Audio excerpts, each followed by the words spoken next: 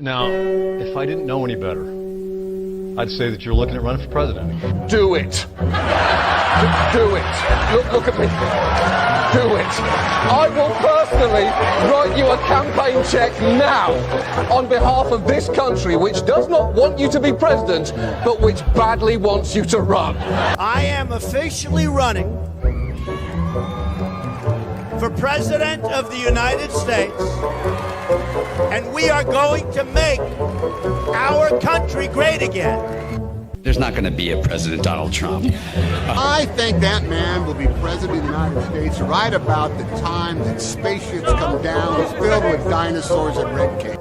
Donald Trump has been saying that he will run for president as a Republican, which is surprising since I just assumed he was running as a joke. Donald Trump will not become president.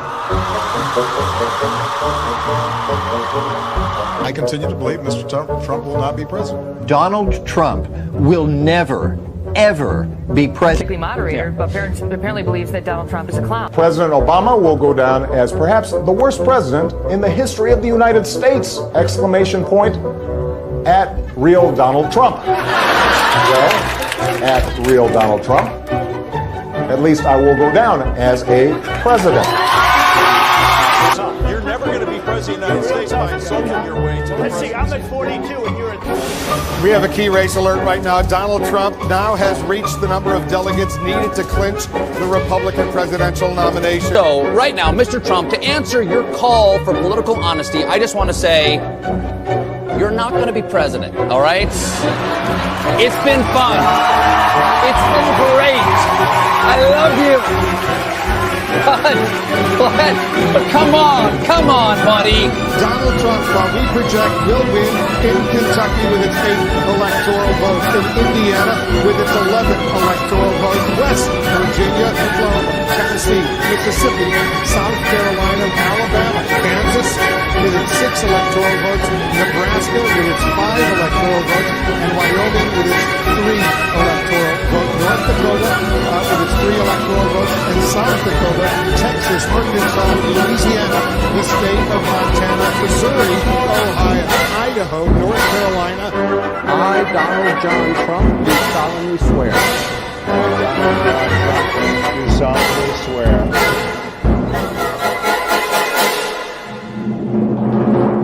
Together, we will make America great again.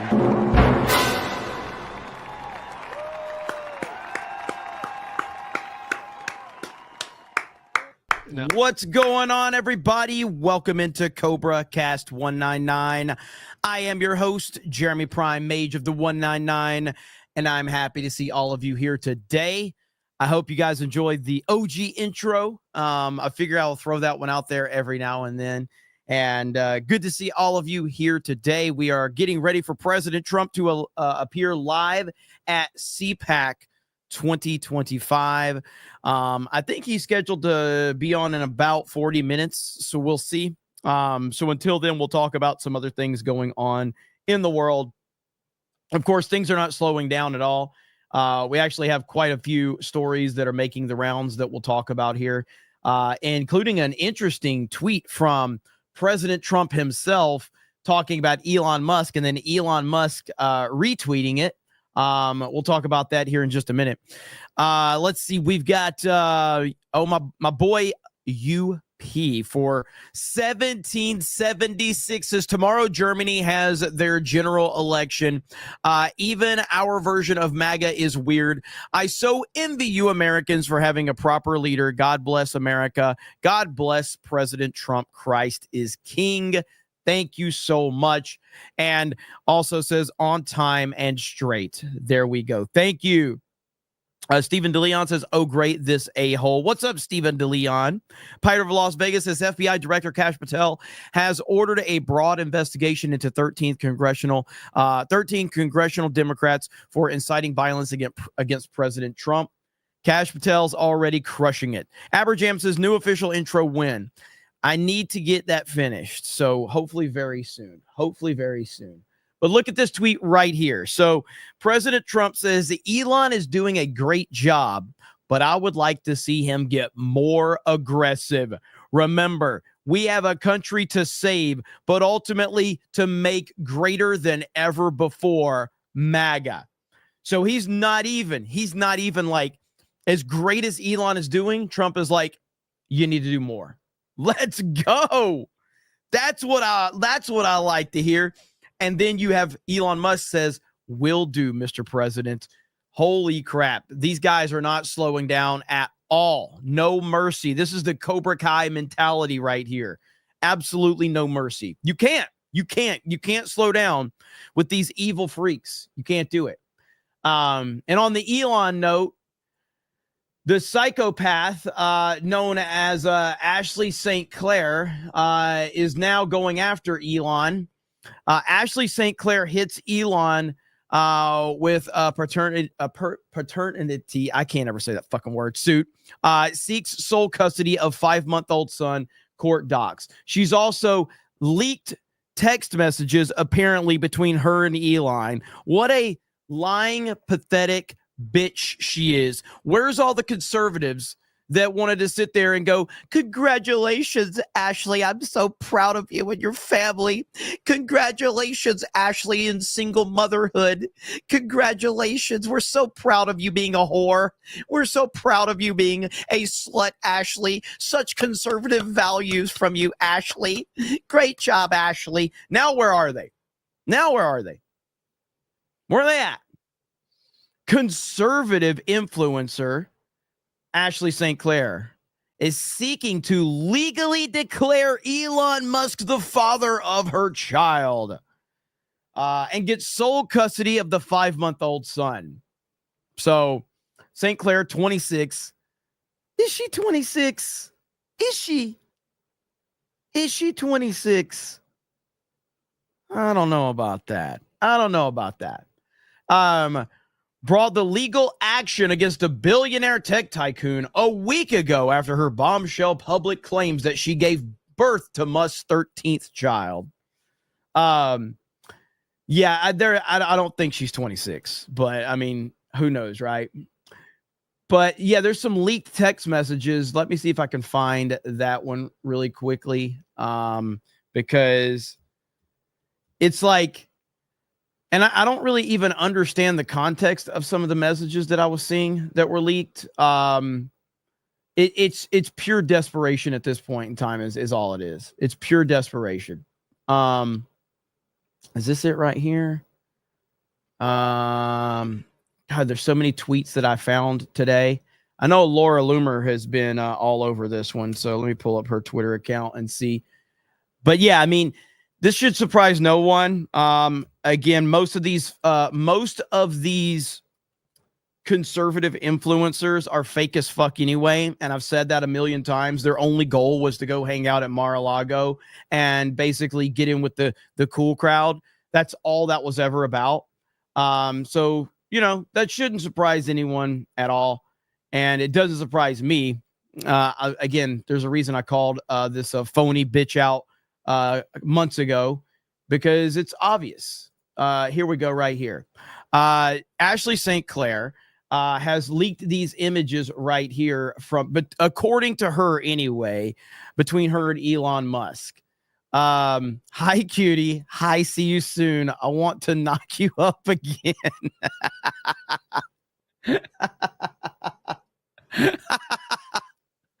And they're right here. According to these,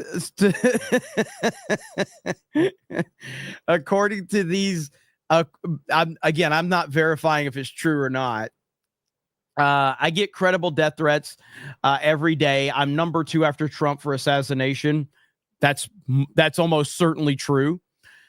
Wake up. This is not the time for sentiment at the expense of safety. If I make a mistake on security, so-and-so will never know his father. This is why the father spot on the birth certificate is blank right now. And why he has my last name. Necessary for now. Only the paranoid survive.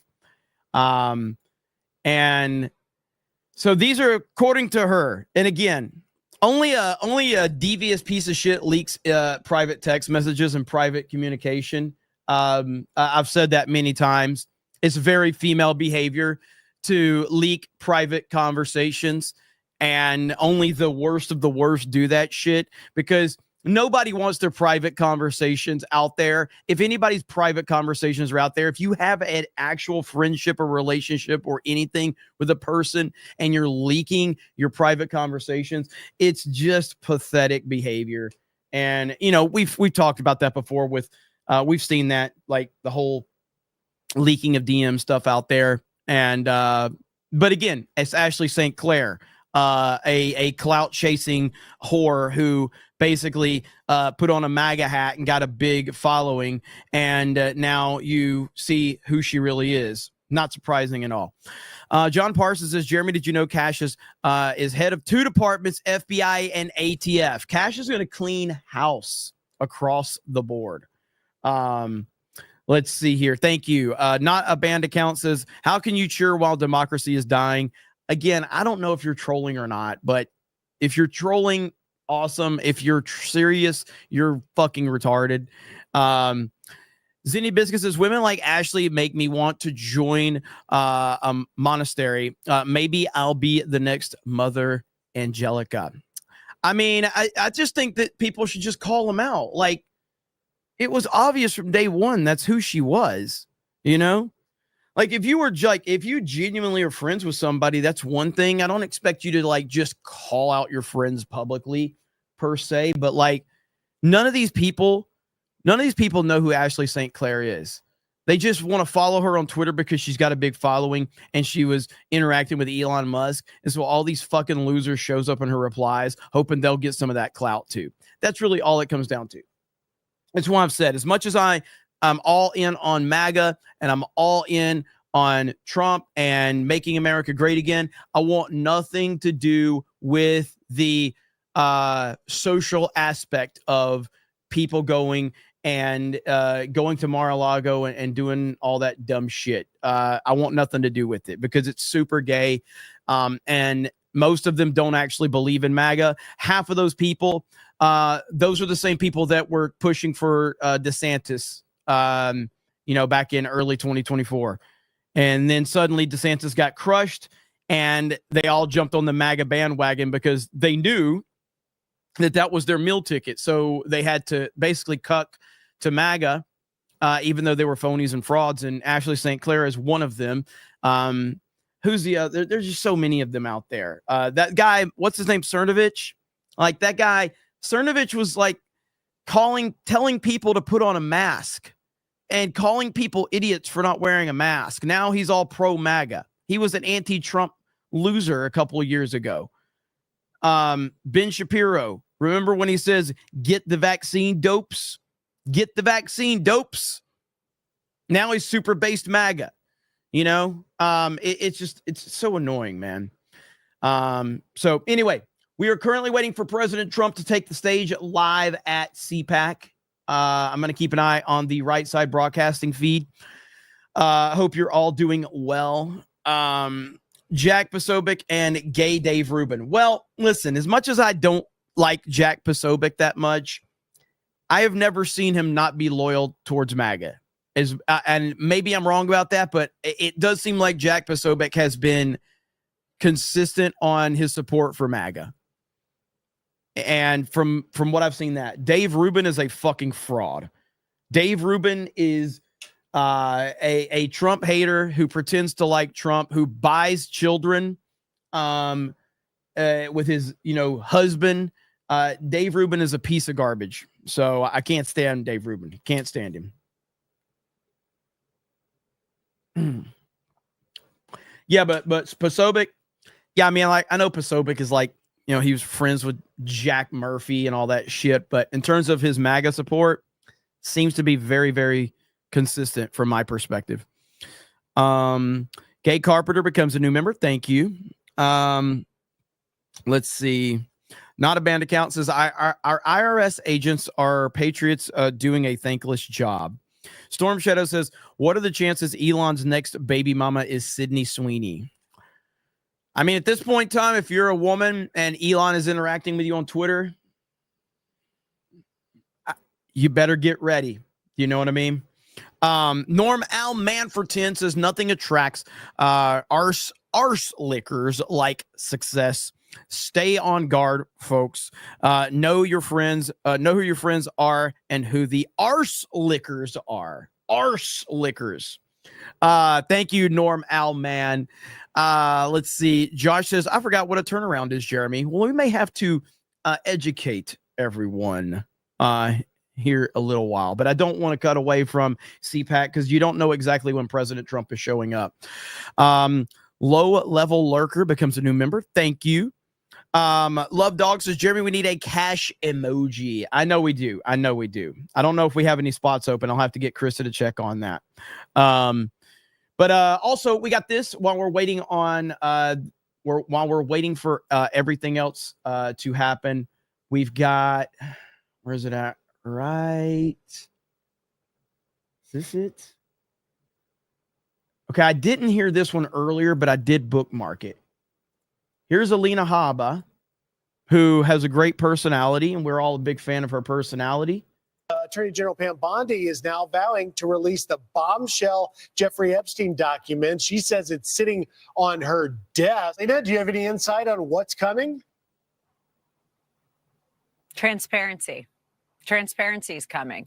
We had a lot of defiance, I think is the word you were looking for, from the radical left. And that's because they would have rather us kept quiet. They didn't want to expose the funding that they were getting through NGOs, through USAID. And now they're going to panic because they don't want anybody to know who was on Epstein's Island, who was a pedo, and who is probably still sitting in DC.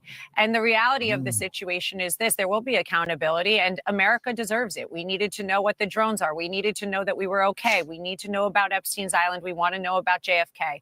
The days of American government hiding from American people are over. We need transparency. We have done that, and we will continue to do so. I'm excited for Pam and now Cash to get in there and clean up our mess. She even dropped it. She even dropped the P word. That's what's up right there. So Trump administration is not fucking around. Also, we know that Donald Trump is a terrible person, according to the mainstream media. Someone told me about the Sage Steele, Kathy Lee Gifford interview the other day. I am curious, why have we never heard this story from the mainstream media? Kathy Lee Gifford says Trump saved her and baby daughter from psychopathic murderer in 1993. Why is it we've never heard this story before? I was told Trump was a terrible person. I was told Trump hates women. I was told Trump is the worst human being of all time. I wonder why we've never heard this story before. Kathy Lee Gifford says President Trump saved her and her newborn daughter from a murderer in 1993. The former host of Live with Regis and Kathy Lee broke down in tears as she recalled the incident on a podcast appearance earlier this month. Gifford was set to host the Miss America pageant that year in Atlantic City, wherein she said her late husband, Frank Gifford, got a call from the FBI. They said, Mr. Gifford, we have a problem. There's this guy. This is a very, very bad human being, and he's coming to get your wife. She shared on the February 6th interview with Sage Steele. Gifford said the FBI told her husband the family shouldn't change their plans so as to not tip off the stalker, but her husband was leery. Gifford said it was unknown to her, but her husband made a call to Trump, who then owned the Miss America franchise, to tell her about the news that she had received. Frank, don't worry about it. I've got your girls, Trump told Gifford's husband, referring to Gifford and the 6-week-old daughter. Gifford said Trump sent a helicopter to pick her up the next day and told her it was because she just had a baby and shouldn't have to travel by car. 4 security guards were waiting for Gifford when she arrived, and one was stationed outside her hotel room the entire week. But she was completely oblivious to the situation. I just never thought about it. Nobody said a word to me, she said. And there's Trump with her. And the morning of the pageant, she went down to the hotel lobby to buy a paper. She was stunned by the headline. In the Daily News, Kathy Lee Gifford death threat, she recalls. That's when she put the pieces together. Gifford said the following day she was at the movies with her son when she was informed by the FBI, which were guarding her, that the man had been caught. In the middle of the movie, one of the FBI guys comes over and goes, "Miss Gifford, we got this son of a bitch," she recalled. Gifford says she rarely shares the story because she tries to stay out of politics at the advice of Billy Graham. But she explained that she still hates politics and even some of Trump's rhetoric. "I would cringe at times. I would go on, Donald, no, she said. That's not the man I knew, but the story I just told you is the man I know." So the media doesn't want to tell you about these things. Why does the media not want to tell you that Donald Trump, literally, went out of his way to save her and put her, out of harm's way? Well, because of course that wouldn't be for a good story. That wouldn't be for a good story. So fuck the media. We're sick and tired of the media, but we're not sick and tired of this guy, Tom freaking Homan. Let's go.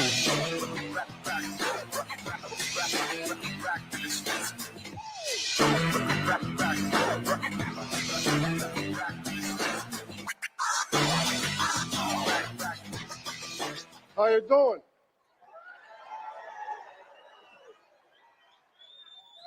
Look, let me start out by saying this. If I offend anybody today, I don't give a shit.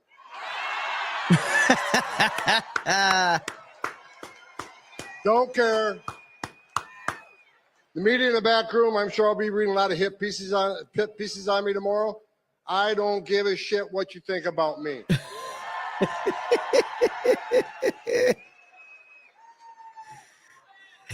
I get asked all the time, does it bother you? There's a big part of this country that hates your guts. I don't care.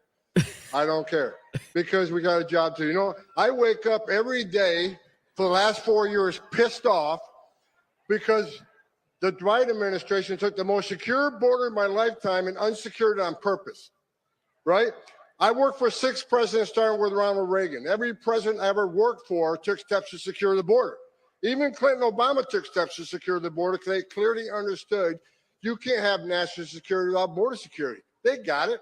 Joe Biden's the first president in history of the nation who came into office and unsecured the border on purpose. So for 4 years, I wake up every day pissed off. That changed November 5th. Now I wake up every day excited because I work for the greatest president of my lifetime, Donald J. Trump. Let's go. Thank you, Saturn Dream of Mercury. For 4 years, we had over 10.5 million illegal aliens at our border. They released nearly 8 million into the country illegally. We had a 600% increase in sex trafficking of women and children. We had a record number of known suspected terrorists and people on the terrorist watch list crossing the border. Under Trump, we had 14 in 4 years. Under Joe Biden, just shy of 400. Think about that for a moment. What Joe Biden did to our border was create the most significant public safety and national security vulnerability in this nation's history. But guess what? We got one badass president now who's going to come in and going to take care of this border. Yeah. Look at the numbers last few days. I'm telling you, every morning I get up, I can't wait to go to work. Because I know that I have a president who's going to open up every avenue of law enforcement to this great nation. In under 4 weeks, we have illegal crossings on the border down 95%.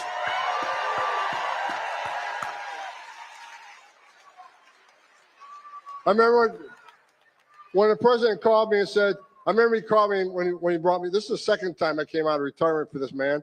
So he called me, I remember I was the first guy he called, and he says, okay, this is how the phone call went. I picked up one, I see POTUS on my cell phone, so I know it was Trump. He says, all right, Tom, you've been bitching about 4 years, you want to come fix it? And I didn't hesitate. I said, I'll come back and I'll do it for free. I'm so pissed off. You don't have to pay me.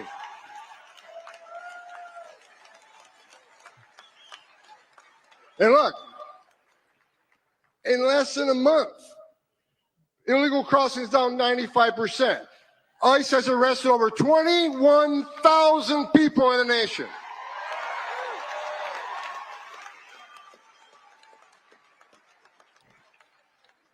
Gotaways. Under President Biden, the gotaways, 2.2 million people crossed the border, weren't arrested because the Border Patrol was too busy making sandwiches, changing diapers, making baby formula, making hospital runs, dealing with humanitarian crisis.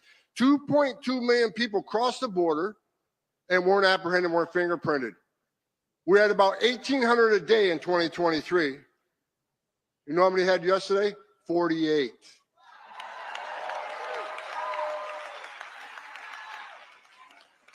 You're talking about 2,000 miles of border and only 48 people escaped, but that's 48 too many. I'm not going to be happy if that number is 0.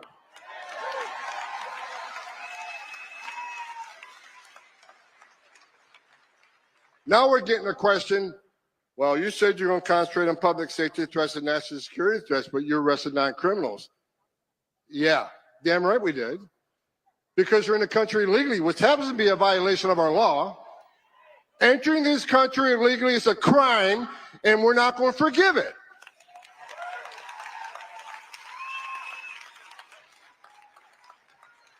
Into sanctuary cities, game on, because Pam Bondi's back into place. And Kash Patel is back running the FBI. Yeah. The attitude era, baby. President Trump brought together one hell of a team, and every time I see one of these people get nominated and take their oath for office, I just get that much more excited. I'm afraid I'm gonna have a heart attack one of these days because it just keeps getting better. Sanctuary cities, you're a sanctuary for criminals. I've read all these stories this week. Tom Homan insulted AOC. Well, look, it's not an insult if it's true.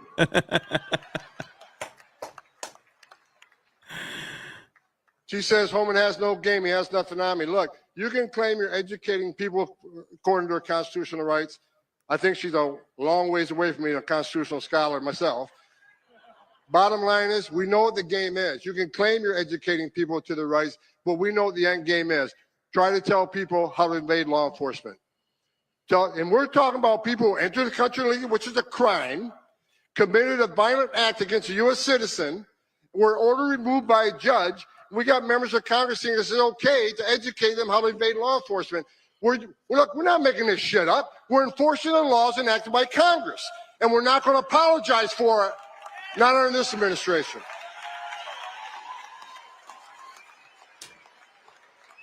We got great governors out there. Governor Pritzker, you ain't one of them.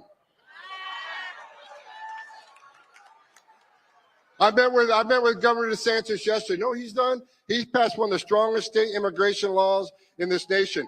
Do you know it's a crime in the state of Arizona, in the state of Florida? It is a crime to enter the country illegally. He made his own state law. He has passed a law that he will fire any mayor or sheriff that doesn't help ICE enforce immigration law. Hell yeah.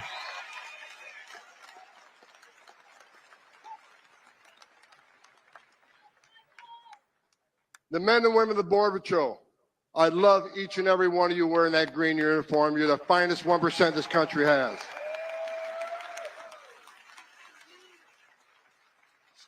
So look, we're attacking the interior enforcement. For those who don't think those numbers are enough, I don't either. If you haven't seen, I'm happy with the numbers, but I'm not going to be satisfied until every criminal alien gang member, every criminal alien, every Trenda Agua is eradicated from this country and send their ass to Gitmo where they belong.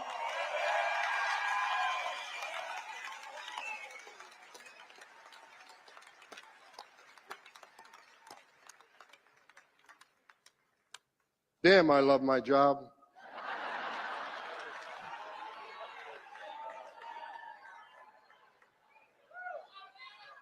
We got, and look, I already said we got the border locked down, we're crossing down 95%. We've already arrested 21, just above 21,000, and we're going to double the workforce. We're going to add more. We're going to add more targeting. We're going to add more teams.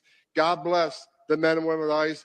God bless all the DOJ components are with us. We've got U.S. Marshals, DEA, FBI, ATF, all these fine agencies helping us. And what's great about it, when we went to Chicago, Mayor of Chicago said I wasn't welcome in Chicago. Guess where the first place I went was? Chicago. But having DEA and FBI there and ATF was great. We found an illegal alien with a gun. ATF does a criminal charge. We found an illegal alien with drugs. We prosecuted that crime. So we're prosecuting these people before we deport them, and that's exactly what we should be doing. We're going to make this country safe again.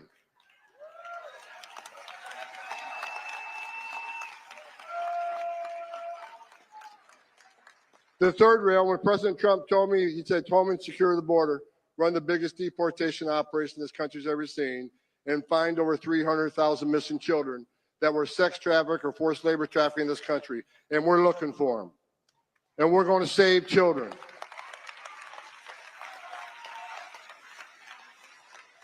All these bad stories about Trump, Homan, you're racist, you're a white nationalist, you're a mean person.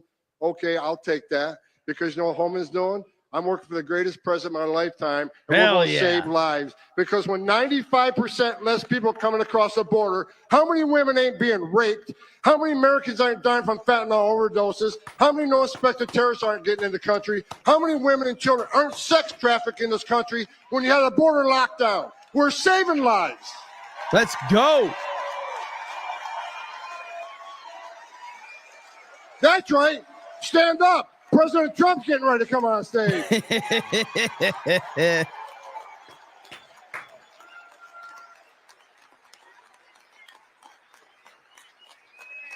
I got another message to the criminal cartels of Mexico. At the RNC, I said a speech. I said two things at the speech. If you're in the country illegally, you better start packing now. We're keeping that promise. Tell her to tune into Cobra Cast. I said at the RNC that President Trump is going to designate the criminal cartels of Mexico as a terrorist organization. He's going to wipe you off the face of the earth.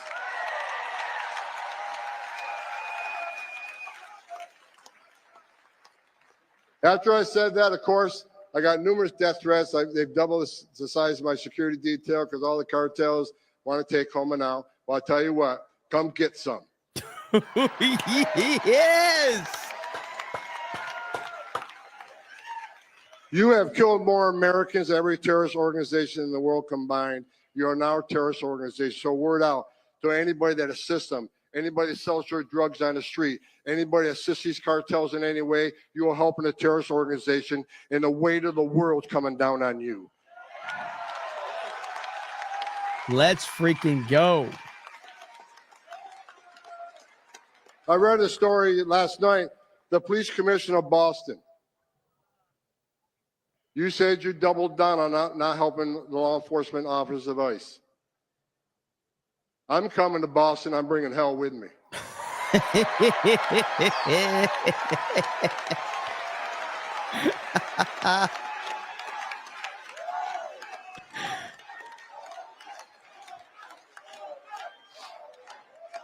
I looked at the numbers this morning. I stopped counting at 9. 9 child rapists that were in jail in Massachusetts, but rather than honoring an ICE detainer, released them back into the street.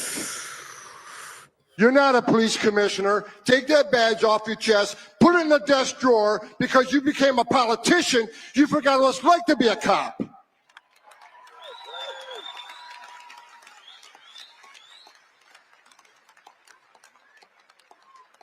And guess what? The men and women of Immigration and Customs Enforcement, they found those predators, and they're locked back up, and we're going to deport them from the United States.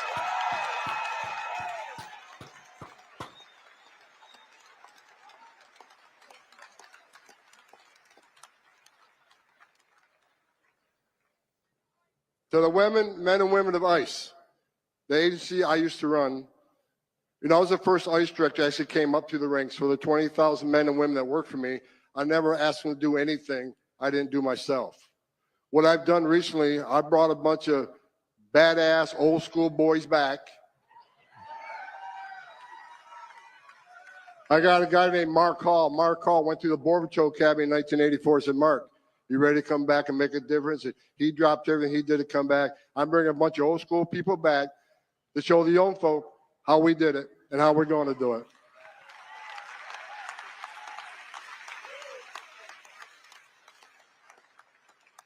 Like I said, I want to leave you with this. I said I got 45 minutes left. Look, if Congressman J. Paul couldn't, gavel me to shut up, no one on this building is going to get me off the stage until I'm ready to get off the stage.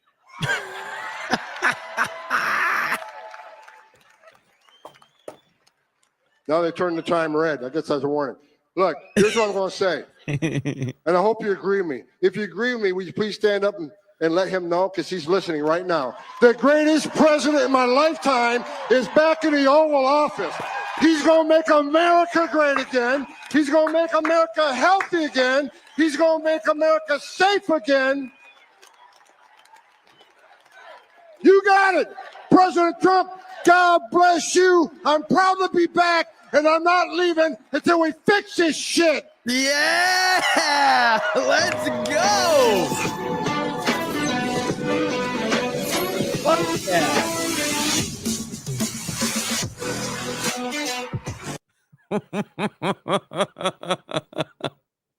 That was so awesome. Tom Homan doesn't care. The Attitude Era is here, ladies and gentlemen. The Attitude Era is here. And it ain't going nowhere. It's only going to get better and better. And I'm loving every single second of it. You ready? We've had 10 years of this, sweetheart. And it's only getting bigger. Only getting beautifully bigger every year. Bigger and better. So, our next speaker has appeared before you twice. She is, you're close, she is leading the charge with a few other great patriots, sovereigntists, to try to put Europe back on track.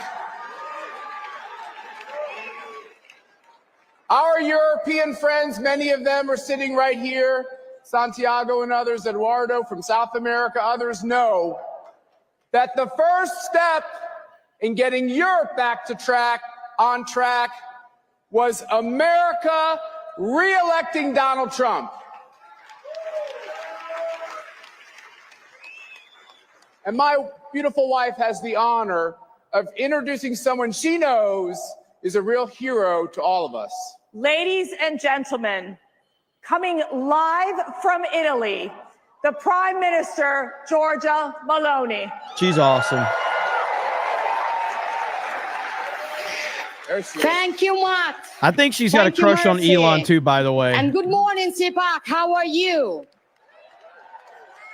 Thank you very much for this opportunity to greet you, your guests, and above all, the incredible people of CPAC.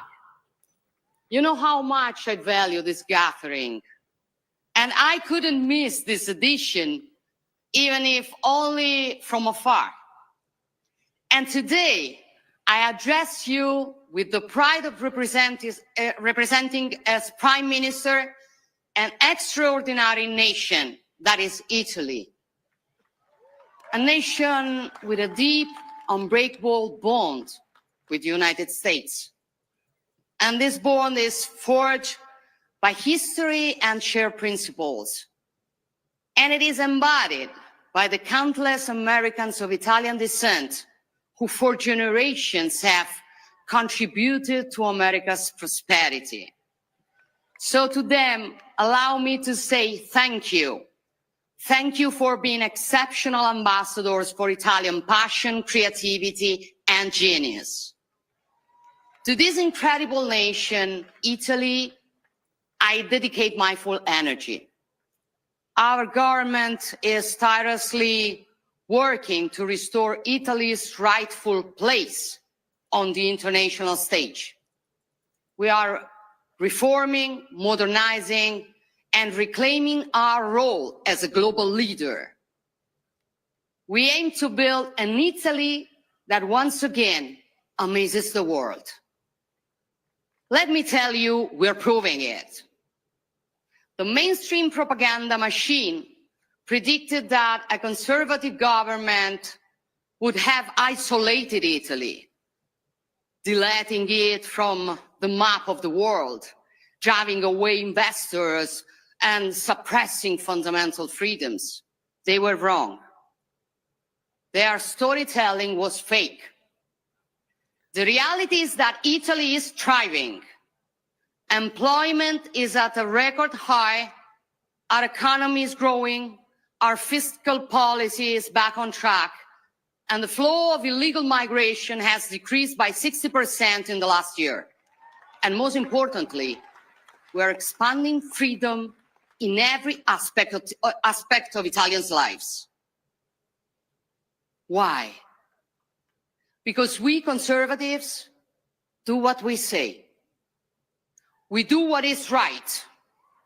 We fight for what we believe in. And moreover, we trust people, not fear them. Unlike the globalist elites who believe the government should educate the people, forcing them to accept policies they never asked for, we believe in democracy. We serve the people. We do not rule over them. CPAC understood this fight. CPAC understood this fight. And again, I want to thank you for that. You have never given up. Even in the toughest moments, you have fought for a new victory. You have built a global network that has given a voice to millions who were silenced, so that conservatives everywhere would know they are not alone. And we are not alone, right? CPAC understood before many others that the political and cultural battle for conservative values is not just an American battle. It is a Western battle. Because, my friends, I still believe in the West. Not just as a geographical space, but as a civilization. A civilization born from the fusion of Greek philosophy, Roman law, and Christian values. A civilization built and defended over centuries through the genius, energy, and sacrifices of many. When we say West, we define a way of understanding the world where the individual is central, life is sacred, all men are born equal and free, the law applies equally to all, sovereignty belongs to people, and freedom comes before everything else. This is our heritage. And we will never apologize for it. My question for you is, can this civilization still defend the principles and values that define it? Can it still be proud of itself and aware of its role? I think so. So we must say loudly and clearly to those attacking the West from the outside and those sabotaging it from within with virus of cancel culture and woke ideology, we must say to them that we will never be ashamed of who we are. We affirm our identity.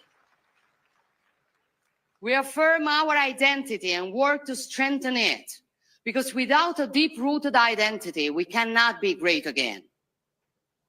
The radical left wants to erase our history, undermine our identity, divide us by nationality, by gender, by ideology, but we will not be divided, because we are strong only when we are together. And if the West cannot exist without America, or rather the Americas, thinking of the many patriots fighting for freedom in Central and South America, then it also cannot exist without Europe. Our adversaries hope that President Trump will move away from us.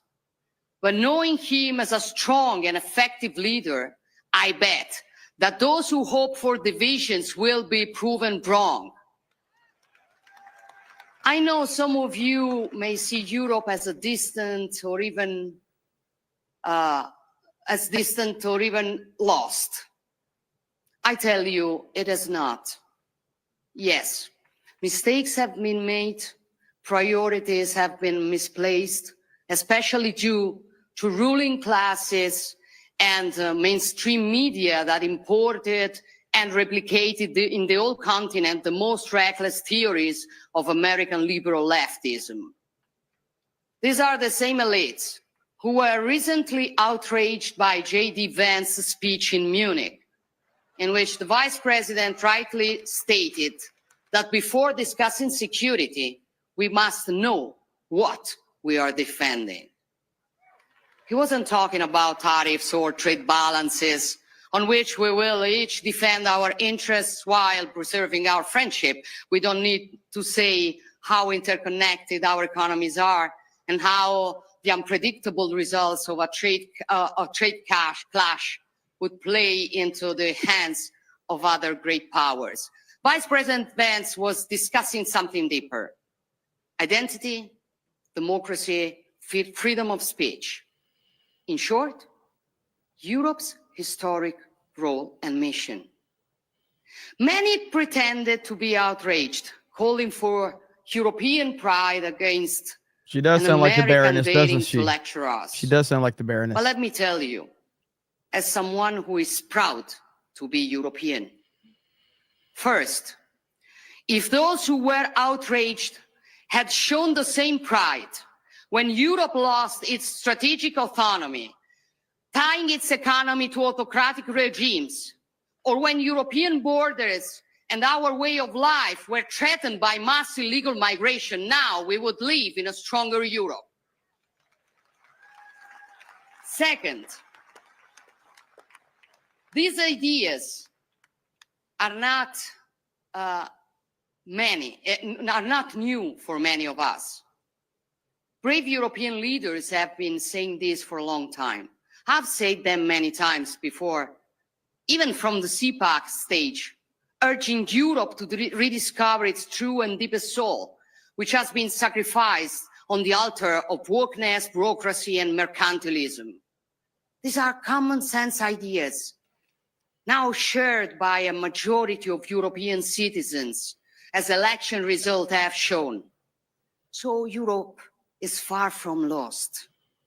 And it will never be lost as long as conservatives remain in the fight. There is a growing awareness.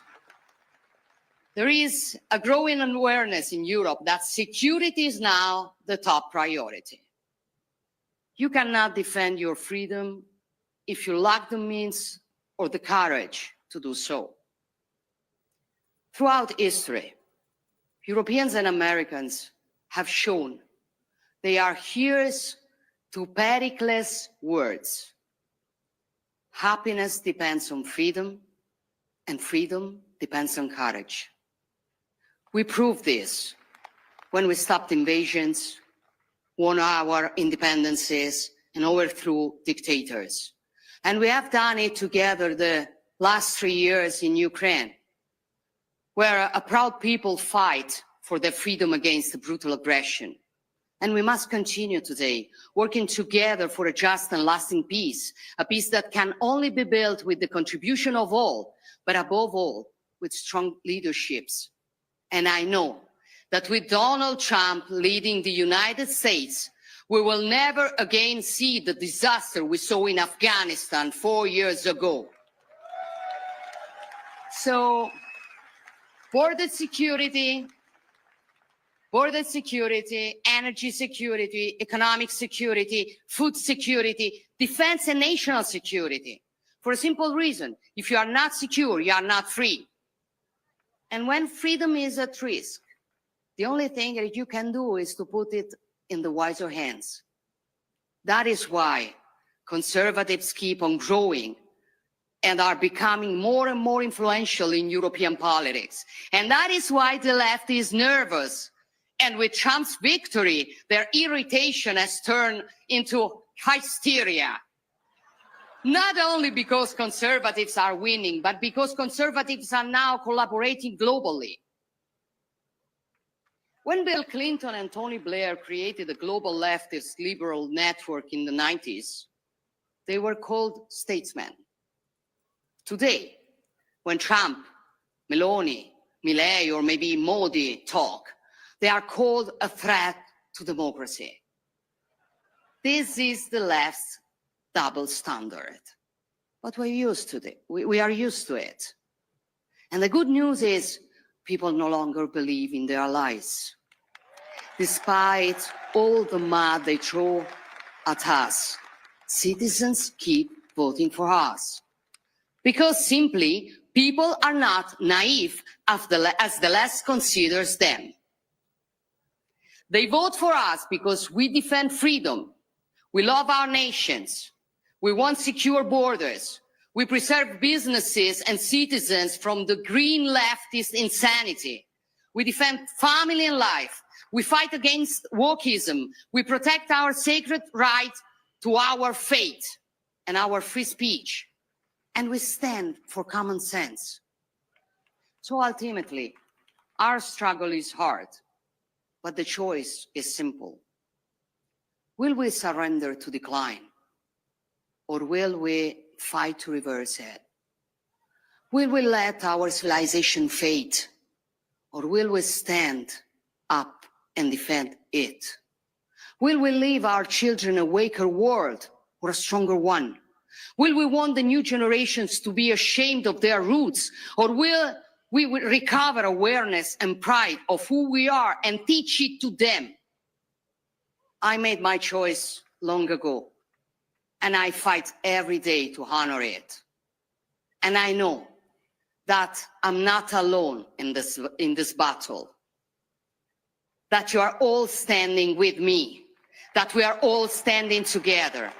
And believe me, this makes all the difference. Thank you all. Thank you all. God bless you, and God bless the free nations of the world. Very well said. And I saw somebody in the chat just said, boring, bring on Trump. Shut the fuck up. Go watch TikTok, okay? I think it's pretty important for other world leaders to show support for America and support for President Trump and support to end wokeness and support for bringing values back. So if that's boring to you, then go fucking watch TikTok and get the fuck out of here, okay? Fucking TikTok kids. You just you need everything right there in the moment. Have a little patience, have a little perspective, and understand that having support for everything that we are fighting against matters. Good Lord. In the House, one of the former president's most loyal supporters. What a job she's done. Thank you, Elise. Thank God there are people out there like Elise Stefanik who doesn't just moan about things on Twitter. Representing Fort Drum in upstate New York, Stefanik is a member of the House Intelligence and Armed Services Committee. I rise today in strong support of the conference report for the National Defense Authorization Act. Stefanik won her swing district by 22 points. And hey, look, the attitude era is everywhere. All right. And, I mean, I've been treating people like this for 5 years. Like, I'm not here to reinforce your stupidity. I'm just not. I appreciate all the support that I get on this channel and all of our channels, but I'm not here to reinforce your stupidity. That is just pure stupidity. Oh, this person that's literally saying everything that we need to be, all of the things that need to be supported. This person saying it, boring. I want Trump. Go watch TikTok. All right. You're clearly not equipped for this. Okay. And that's okay. All right. There's places for retarded people, but that type of mindset is just absolute. That's how Democrats win, by stupid shit like that. And, as Tom Homan said, we're not putting up with this bullshit anymore. Okay. Go be stupid somewhere else. Simple as that. Simple as that. Everybody was saying she would be like a Bond. She sounded like a Bond villain. All right, so Trump is on his way. I don't know if he's got to be appearing here in the next maybe 30 to 45 minutes, somewhere in there. Speaking of attitude era, can we get a do-rag Vince emoji? I just want to listen. We will be healed as a people if do-rag Vince makes a comeback. If we get do-rag Vince back within the next 4 years, we have completely healed as a society. When do-rag Vince can walk out there and still be as racist as he wants to be, you know we have completely healed. That will be the true sign that we have completely healed as a society right there. Let's see. Eddie says, I know how you feel. Let's see. Now I know how you feel about binge versus weekly model. Well, I mean, I prefer people to have an option. So if the binge model comes out, you still have the option for weekly. That's what I like. I like when people have options. So if the binge model drops, you can still watch it weekly. We both have the option to do what we want. Oh, America First Patriots, are you excited to be here? It is so great to be back at CPAC with the Republican trifecta. A Republican House, a Republican Senate, and of course, President Donald J. Trump in the White House. Now, we know none of this would have been possible without you, the American people. So I want to thank you for years of hard work, sacrifice, and dedication to fire Joe Biden, elect President Trump to save America. And believe me, we know, and in fact, no one knows this better than President Trump and his entire family, that this election was not easy. The left and their loyal stenographers in the mainstream media stooped to new and disgraceful lows. They tried everything: vicious smears, unprecedented attacks on his family, unconstitutional impeachments, and illegal lawfare by a weaponized and corrupt justice system. President Trump even faced an assassination attempt in Butler, Pennsylvania. But by the grace of God, he prevailed, and we are here today. Americans know that God was truly watching over America and President Trump on that fateful day. We will always remember that day in Pennsylvania, just like we will always remember November 5th, 2024, the once-in-a-lifetime victory of the most important election in history.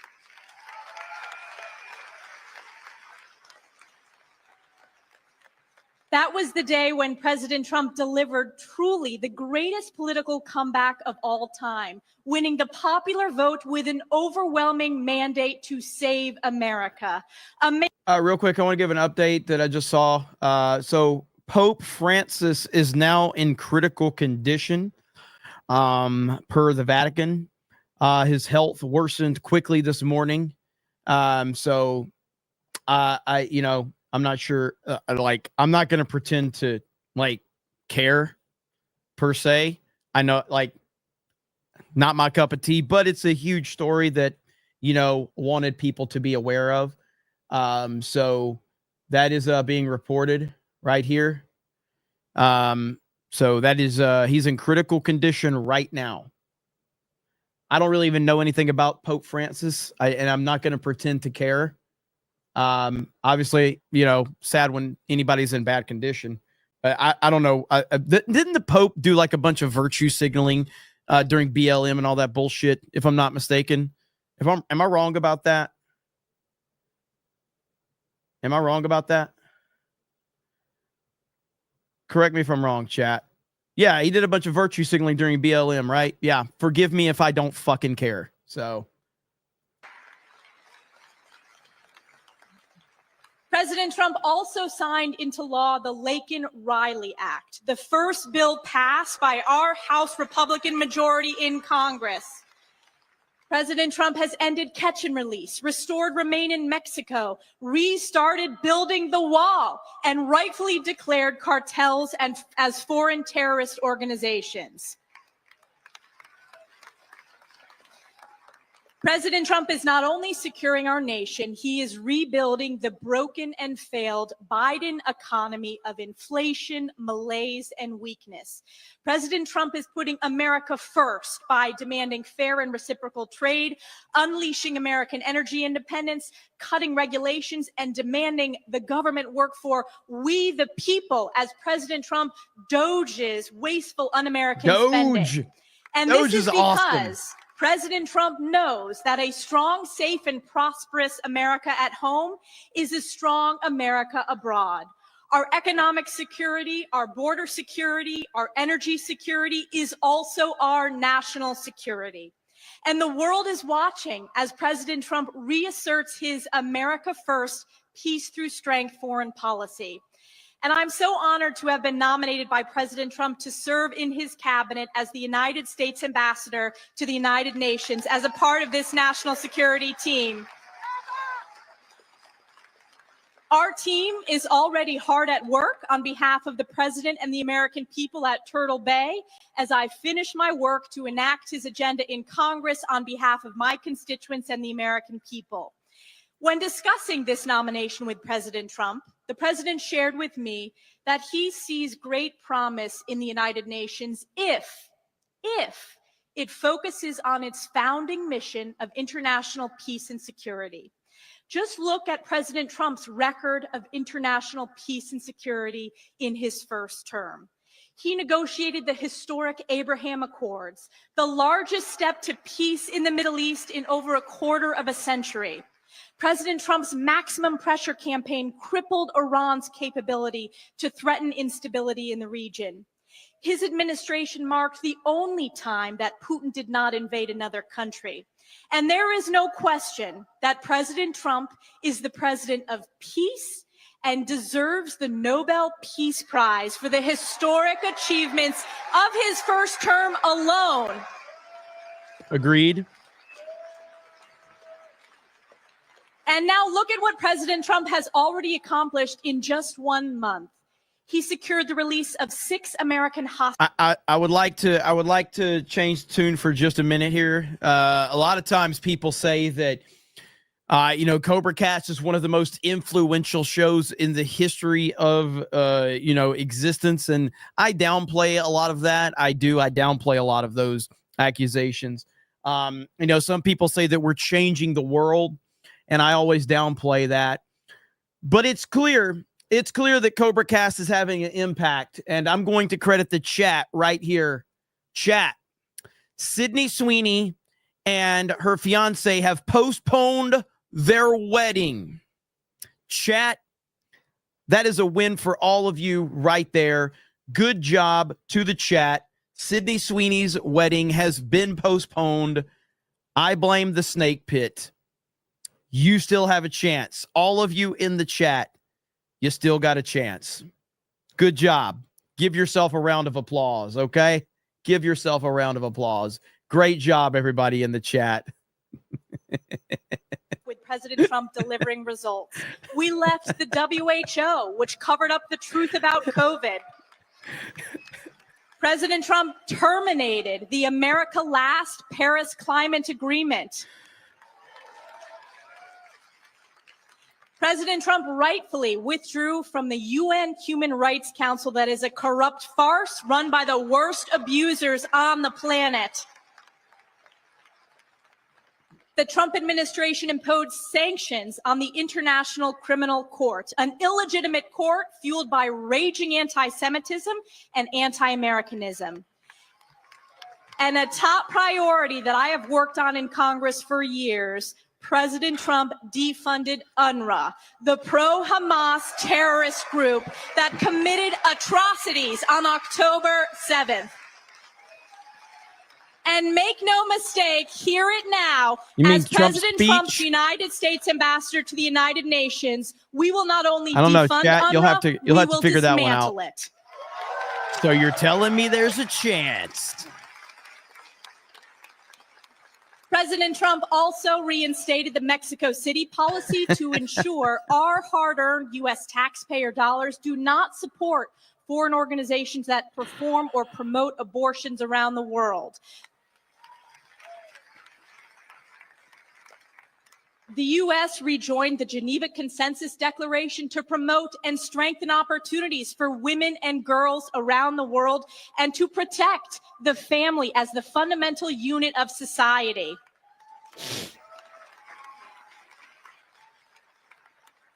And of course, our U.S. embassies have been instructed to fly the beautiful American flag and only our American flag. This is moral leadership. This is strong leadership. This is President Trump's America First, peace through strength. Now, I want to ask you, let me ask you this question. Do you all remember that famous congressional hearing with the anti-Semitic university presidents from Harvard and Penn? I should say former presidents after my questions. 5 down and so many to go.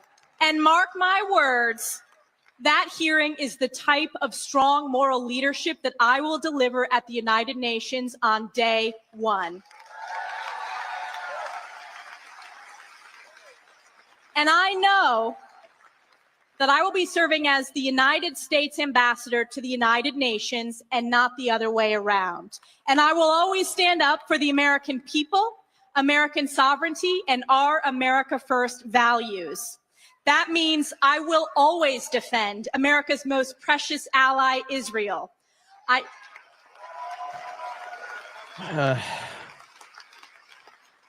kind of view like the anti-Semitic stuff as like the anti-racism. I don't anti-Semitism on college campuses, and I will lead the charge on behalf of President Trump to root out the rot of the true den of anti-Semitism, and that is the UN.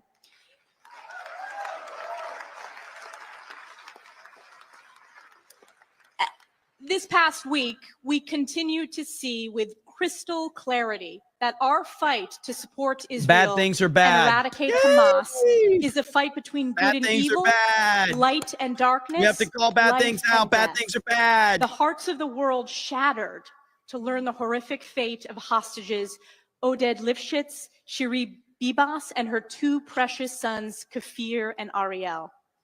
The world must never forget that Hamas terrorists savagely murdered over 1,200 innocent civilians, including women, children, the elderly, and babies, and took hundreds hostage, committing unspeakable atrocities against humanity on October 7th and thereafter. And as we learn more about Hamas's evil murder, leading to this devastating loss of life of these innocent victims, we must be reminded that this must not be Israel's fight alone. It will never be Israel's fight alone. The absolutely heinous display of Hamas terrorists parading the coffins of murdered Israeli babies and lying about the remains of their mother to the cheers of a barbaric, animalistic pro-Hamas mob is an affront to all of humanity. And it has never been more important to show the world's unequivocal support for Israel. And it is clear that under President Trump's leadership, America stands steadfast in support of Israel and the Jewish people. And we will not rest until every hostage is brought home and Hamas is eradicated. I don't care.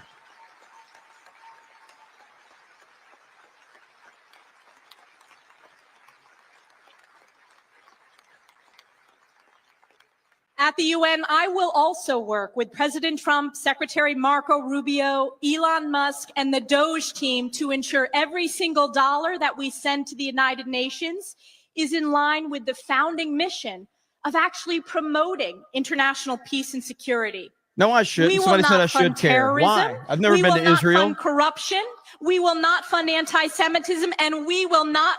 If I should care about Israel, you should care about Ukraine. Whoever said that. So. And I don't care about either. I care about America. The United Nations will hear loudly and clearly that President Trump's America First, Peace Through Strength agenda and record of results is back, and it is here to stay. President Trump has been relentless in pushing for a government that serves the interests of we, the American people, which is why he sent DOGE to protect our hard-earned U.S. taxpayer dollars. And let's take a moment to talk about DOGE, the Department of Government Efficiency. This initiative is as common sense and America first as it gets. And yet Democrats and the left mainstream media have spiraled into an utter state of panic, calling President Trump and Elon Musk a threat to democracy, when the truth is, DOGE is a threat to the swamp's bureaucracy. DOGE is draining the swamp, just like President Trump said. Somebody says, do you not want allies? I have no problem with allies. I also don't like being told that I have to support our greatest ally. Our greatest ally is the most NPC line I've ever heard. Our greatest ally. It's just like, safe and effective booster. It's getting a little old to hear that line. In the history of our country, President Donald J. Trump, to make America great again. Thank you again to all the patriots here at CPAC and across the nation. God bless you. God bless President Donald J. Trump, and God bless the United States of America. Thank you.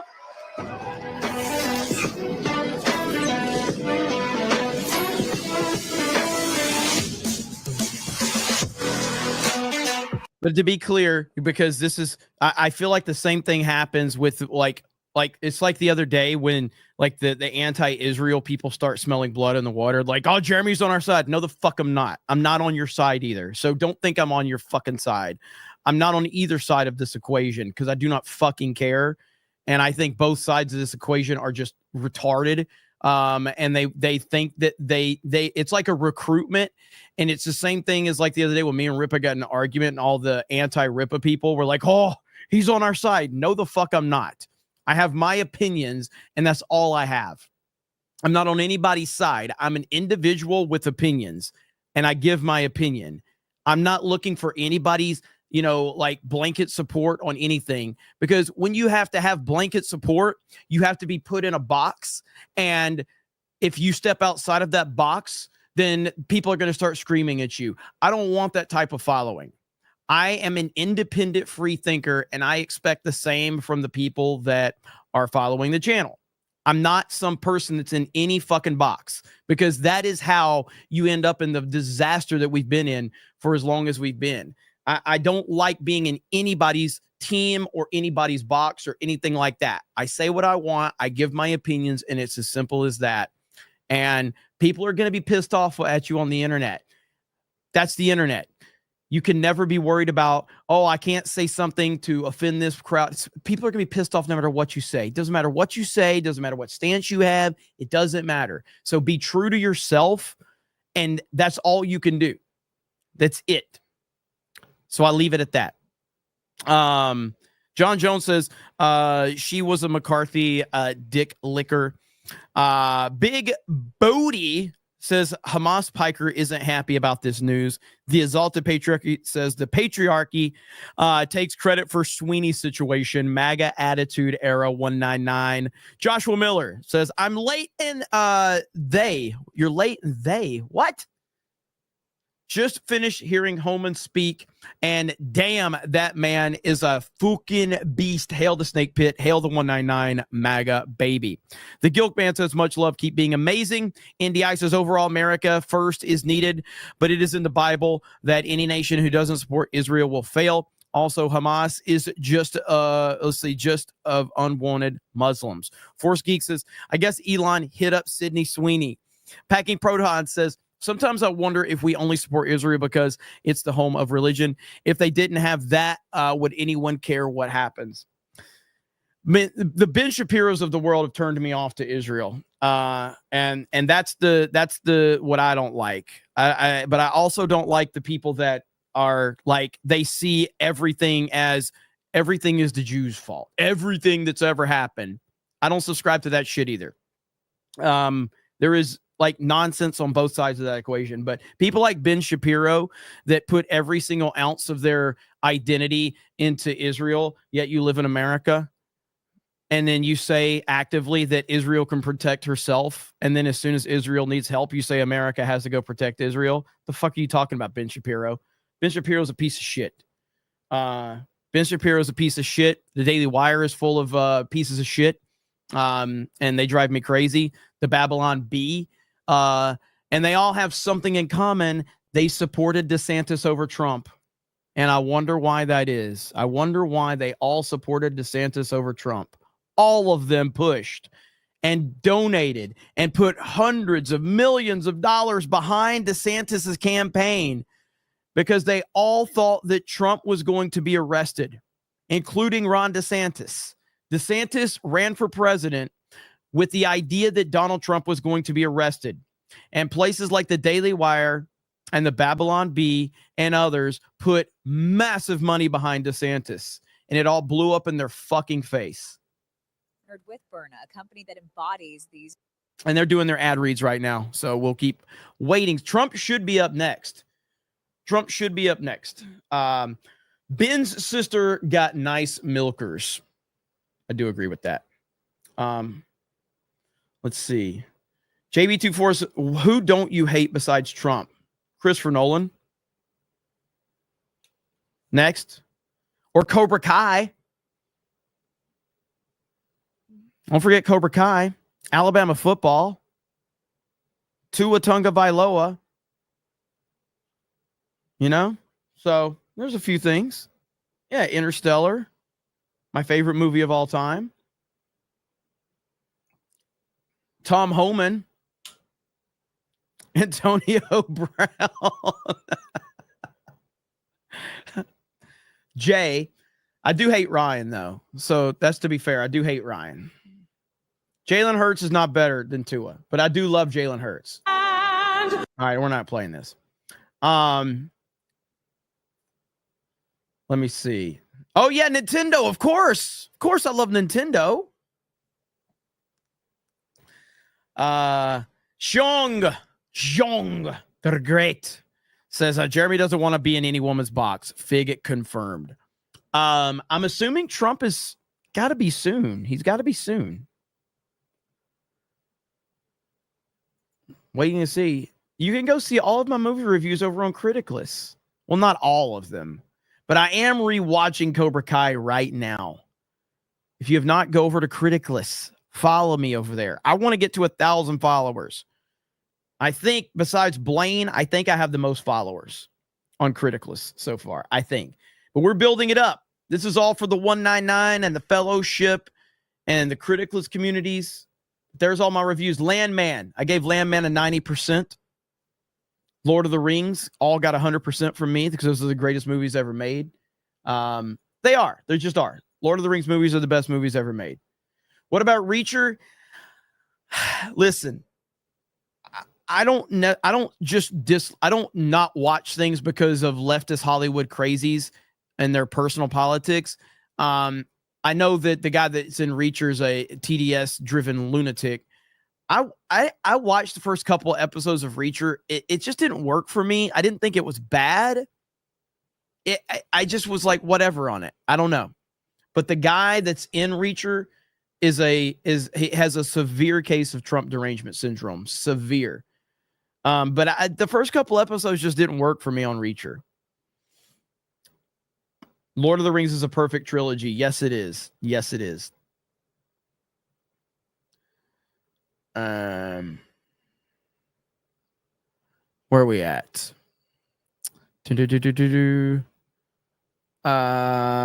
Steven DeLeon says Bama sucks, Interstellar's trash, Dolphins suck. John Jones says Jeremy Boring of Daily Wire threw a hissy fit when Tucker Carlson expressed sympathy for civilian casualties in Gaza. Yeah, I mean, I at the end of the day, I just think that any type of conflict is bad, and I'm not going to cheer on either side. I mean, whenever there's a conflict, there's a reason there's a conflict. And I just personally want the conflict to end.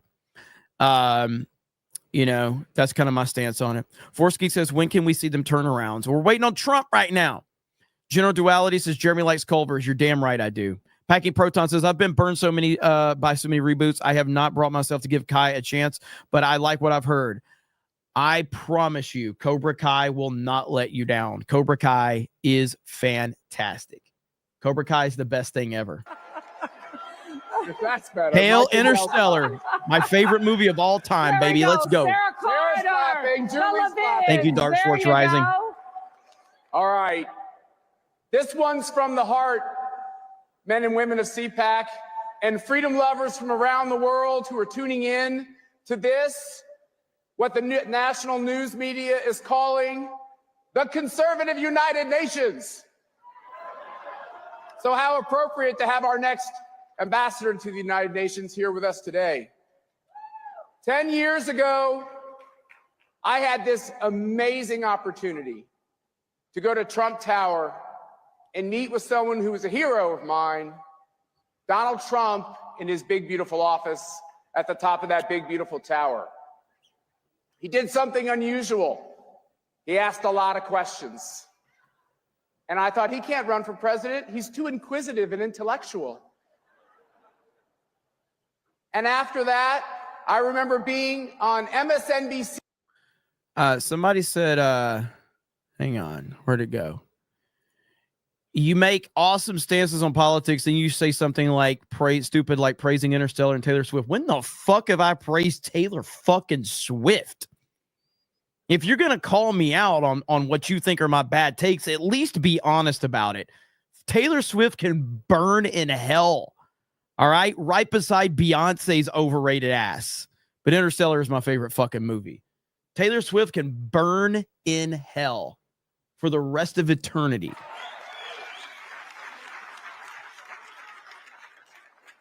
And the men and women of CPAC and the students of CPAC welcomed Donald Trump. We've welcomed him 15 times to this stage, more than any other person.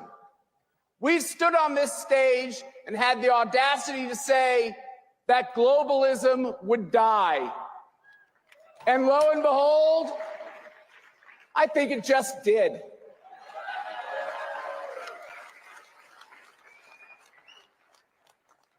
And when Donald Trump decided to run for president again, we never listened to the siren songs when people told us it was time to listen to someone new or take a different path.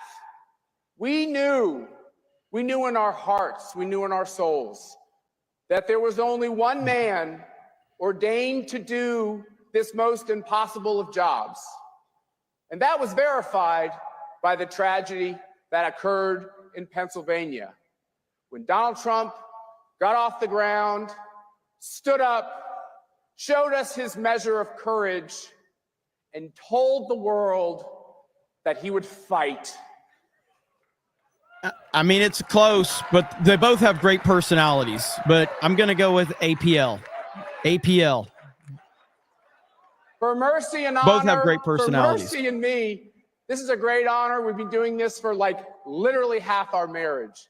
It's been the greatest professional and personal privilege of our lives to be a part of the resurgence of America and the defense of freedom. And this year, we're so proud to say that because of all of your hard work, America is back on track. And at CPAC 2025, it is our honor to present to you your president and freedom's leader, President Donald J. Trump. Let's go! To be an American, where at least I know I'm free. And I won't forget the men who died, who gave that right to me. And I gladly stand up next to you and defend her still today. 'Cause there ain't no doubt I love this land. God bless the USA.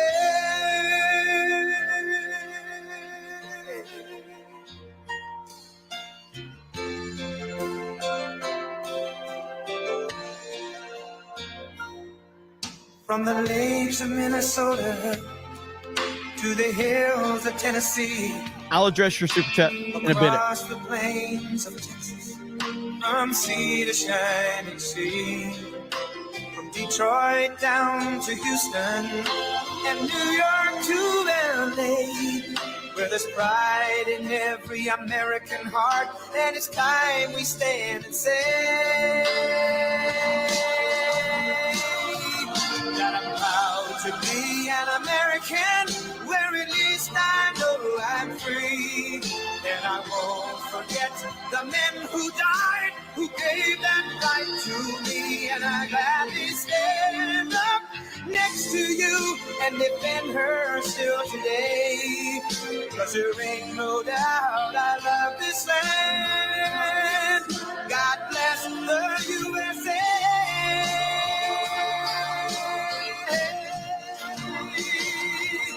And I'm proud to be an American, where at least I know I'm free.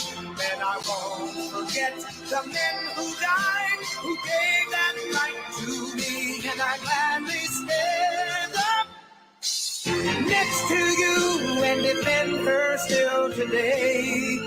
'Cause there ain't no doubt I love this land. God bless the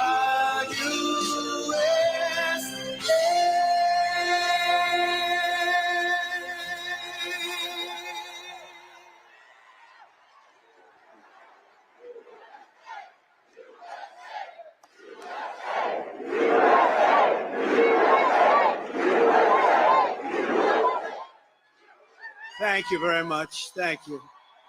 Thank you. And a very special hello to CPAC. It's been a long time. We've loved being back, and it's hotter than ever. This place is packed. You got to see outside. They don't know what's happening. They have no idea what's happening. And a friend is here from Argentina, and a friend is here from Poland. Stand up.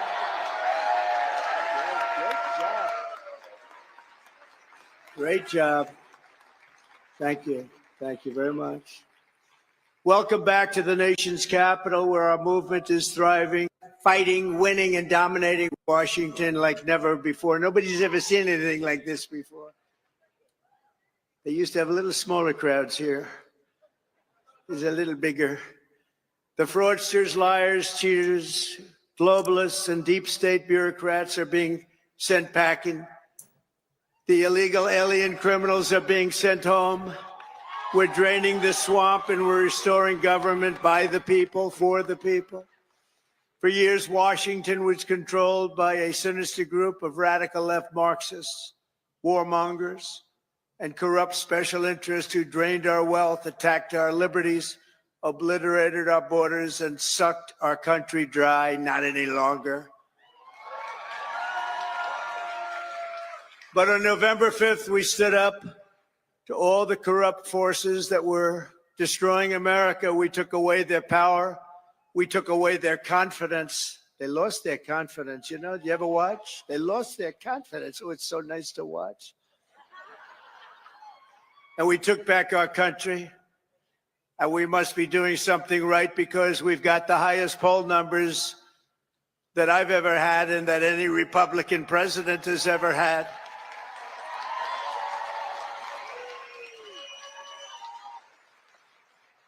And our approval rating is now the highest ever across all demographics. Rasmussen just came out at 56%, Insider Advantage 56%, RMG Research 57%.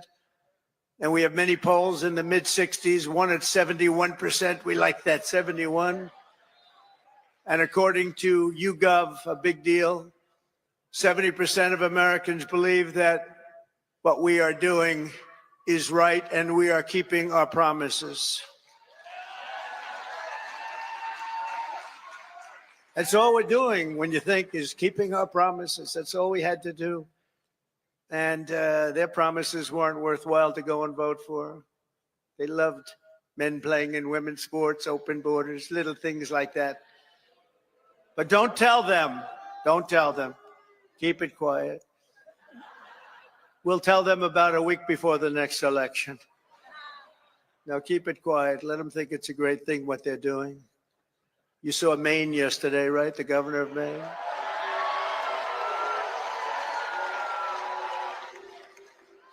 She's fighting to keep men in women's sports. You ever see what happens to a woman when a woman boxes a man who transitioned to womanhood? Did you ever see what happens?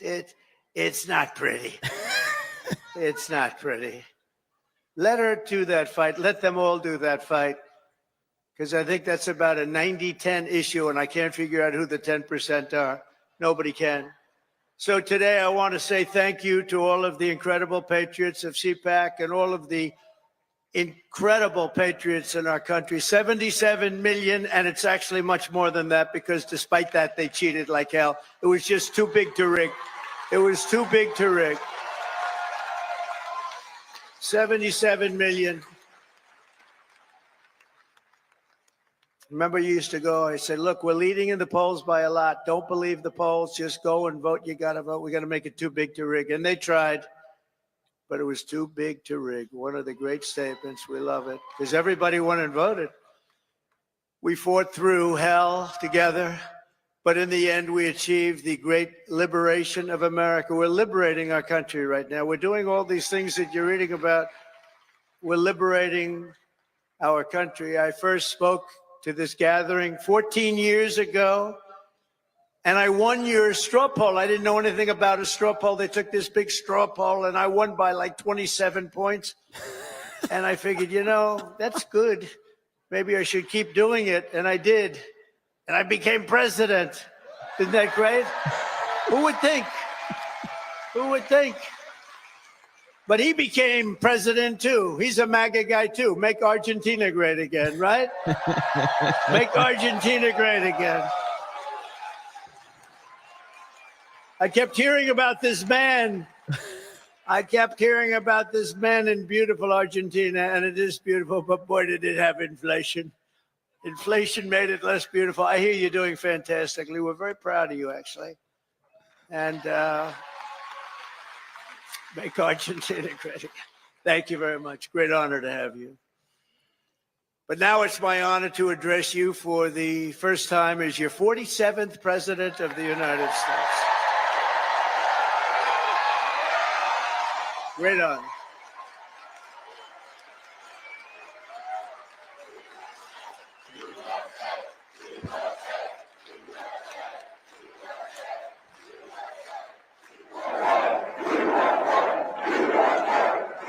I want to begin by thanking Matt and Mercedes Schlapp for the incredible job they do, and everyone they put together. They put together an amazing team, the American Conservative Union, for organizing this event. You have some big players here. Senator Ted Cruz, Eric Schmidt, Jim Banks of Indiana. Where's Eric? Where is Eric? Is it? Hello, Eric. You can see Eric anywhere. If he's right in the back of the room, he stands up. They're all good. These are great people. Representatives Riley Moore, James Comer, Harriet Hagerman, Byron Donalds. Our great Attorney General, she's going to be great, Pam Bondi. Where's Pam? I don't know where she is. So many people. So many people. Secretary Doug Burgum. Secretary Chris Wright. Oh, he's going to get that energy out of the ground. Secretary Scott Turner. Our next ambassador to the United Nations, Elise Stefanik, who just gave a great speech, by the way. A very good friend of mine. Is this guy central casting, though? Tom Homan. Is he central casting?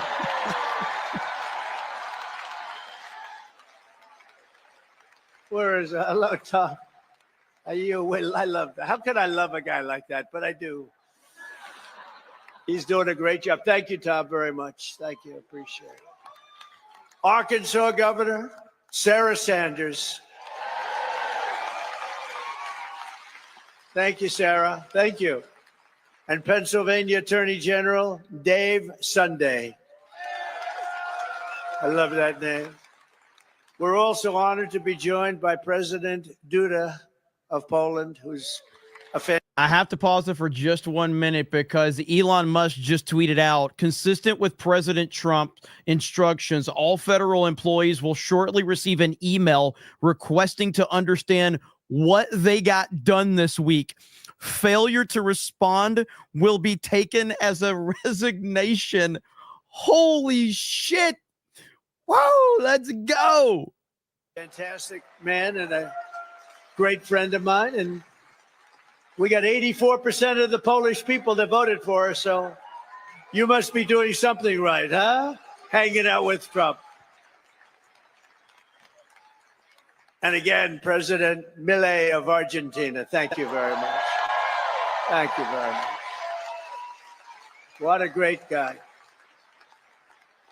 And the Prime Minister of Slovakia, Robert Fico. Robert, thank you, Robert. Thank you. Nice to see you. The leader of the UK Reform Party, who, by the way, did really well in that last election. I've been his friend for a long time, and I wasn't sure, am I supposed to be his friend or not? But it never mattered to me if he did well or not. I always liked him, but it's easier to like him when he got the kind of votes he got. He really took it by storm, and they say he's going to do even better this time. Nigel Farage. Where is Nigel?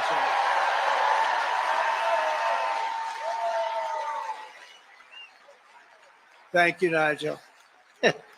Thank you. What a great guy. The leader of Spain's Vox Party, Santiago Abascal. Thank you, Santiago. Thank you. Thank you very much.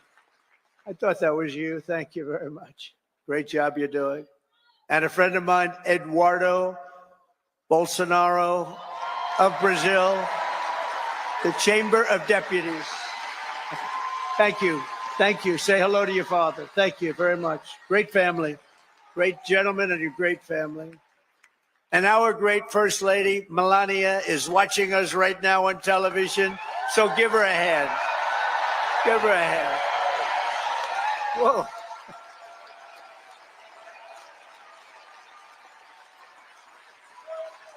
Thank you. Thank you. Oh, she's going to be happy. That's so nice. We love our First Lady. Everybody does. With the help of so many incredible supporters here today, we're going to forge a new and lasting political majority that will drive American politics for generations to come. I think we're going to do fantastically well in the midterms. You know, in theory, the one that wins the presidency does not do well in the midterms, but I think this is going to be a change. We're at a level, I don't think we've been at this level maybe ever as the Republican Party. We're a bigger, better, stronger party than ever before. More people in our party than ever before. But the people have given us a resounding mandate for dramatic change in Washington, and we are going to deliver it. We're going to use it, and we're going to make America great again by using it. So it's going to be something. But think of it, at the presidential level, we won the popular vote by millions and millions of votes. We swept all 7 swing states, Michigan, Wisconsin, Pennsylvania, North Carolina, Georgia, Arizona, Nevada, all by great margins. We won 85% of all of the counties in America. That means that map was red. Did you ever see the map? Did you see the certified map? Where is it? I want to see a certified map. It's all red. You can hardly find the blue. Think of this. They won 525 counties, and we won 2,600 counties. It's the biggest margin ever recorded. And incredibly, for the first time ever, all 50 states shifted toward the Republican Party. It's never happened before. So it was indeed too big to rig. We won the largest number of African-American votes in Republican history, by far. We won the largest number of Hispanic-American votes any Republican ever. Hispanic Americans, we love you. the energy, the brilliance of Hispanic Americans. We won all of the cities and towns along the Texas border, whereas before I ran, we won none. We never used to win any.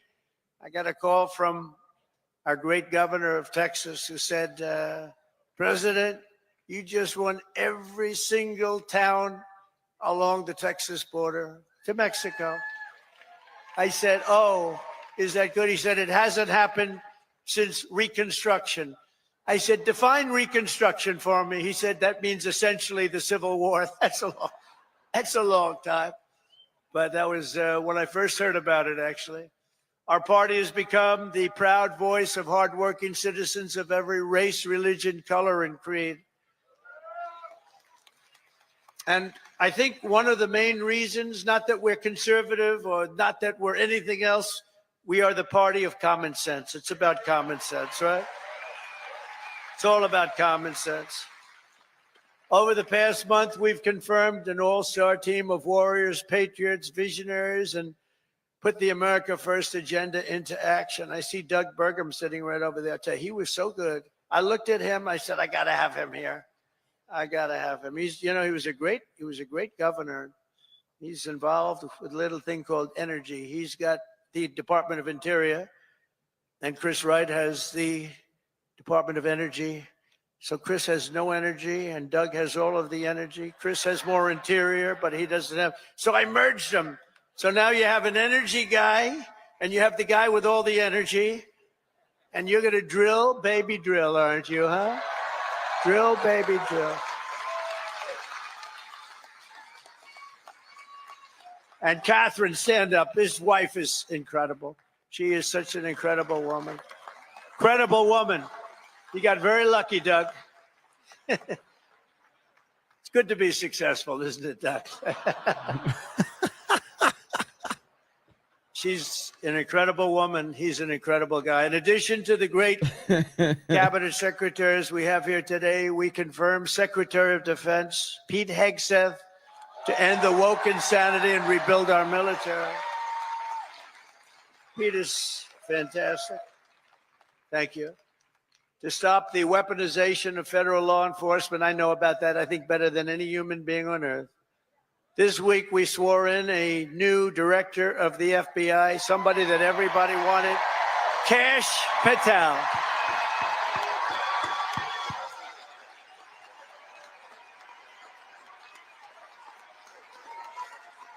Kash is great. He's a popular guy. He went through with the blessing of a lot of good people, too. I'll tell you, it was great. To end the politicalization of our intelligence agencies, we confirmed Director of National Intelligence, Tulsi Gabbard, who is something very respected, highly respected. And to make America healthy again, we confirmed Secretary of Health and Human Services, Robert F. Kennedy, Jr.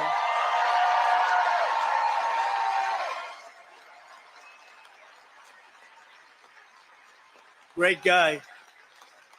We need him. We need him. There's a number on autism as an example with children, autism. And you go back 15 years, it was from 10 to 20,000. You had like 1 in 10 to 20,000. Some say 10, some say 20, but it was in that vicinity. That's a big vicinity. Now it's 1 in 36 babies have autism. 1 in 36. Think of it. Was 1 in probably 20,000 people. Now it's 1 in 36. There's something wrong. Something's wrong. And Bobby is going to find it. Working with Dr. Oz, by the way. Working with Dr. Oz.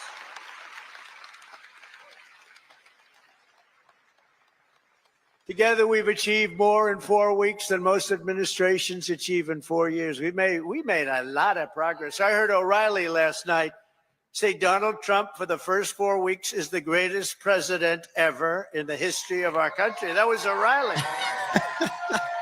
Bill O'Reilly is all right. You know who he said second was? George Washington. That's not bad. I beat George Washington. I love beating George Washington. Thank you, Bill. On our first day in office, we declared a national emergency at our southern border. After years of politicians using our military to defend foreign borders while leaving our country defenseless and helpless, we deployed a group of people, active duty troops, to defend our border and repel the invasion of our country. This was an invasion. You know, we had a great first term, a really great first term, and I called it an invasion. And we had great numbers, but now we have the best numbers we've ever had. We've never had numbers like this.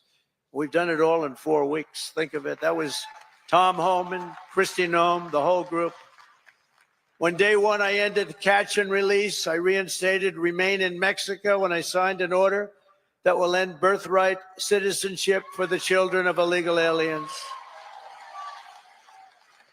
Because it wasn't meant for these children. It wasn't meant for people that escaped or invaded, came into our country illegally. It was meant for the children of slaves.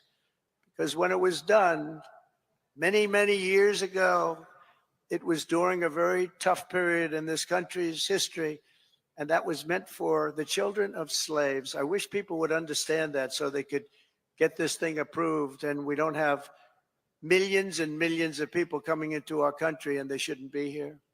This week, I also canceled temporary protected status for migrants from Haiti. They're pouring into our country, pouring in. If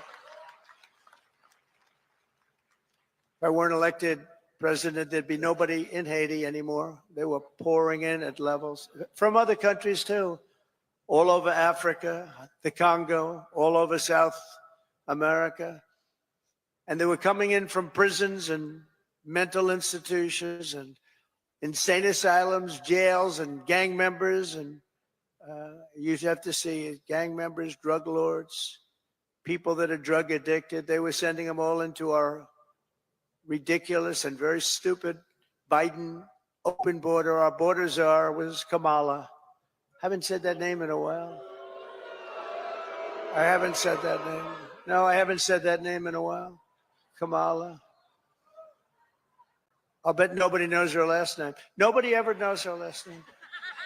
Even during the campaign, you'd have to say Kamala. It's strange, you know, a little different name. Kamala, because her last name was Harris. I used to say Senator Harris. Nobody knew who the hell I was talking about. So I had to go Kamala. But think of it, I was beating Joe badly, really badly, and they changed him. I'm the only one that ever had to beat two people. I had to beat two. Had to beat two. We beat two. I didn't beat. You beat. You beat two people. No, he was doing badly. That's like the great Dana White. He has a fight, and one guy's doing really badly, so when they take him out, they put another guy in to fight, the same guy that's... I had that. Never happened before. A lot of things we do never happened before. Do you ever notice that? We're the first in everything. So we beat two candidates. They said, who do you run against? Well, we ran against Biden and we ran against Kamala Harris.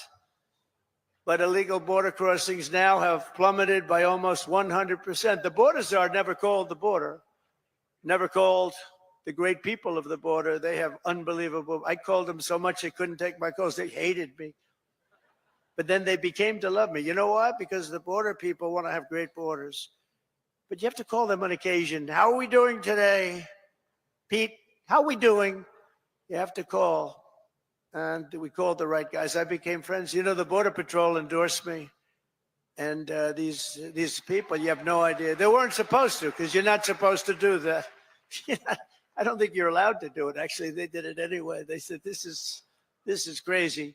But these are great people, and ICE, and our general law enforcement, and by the way, our great, great firemen and firewomen, too.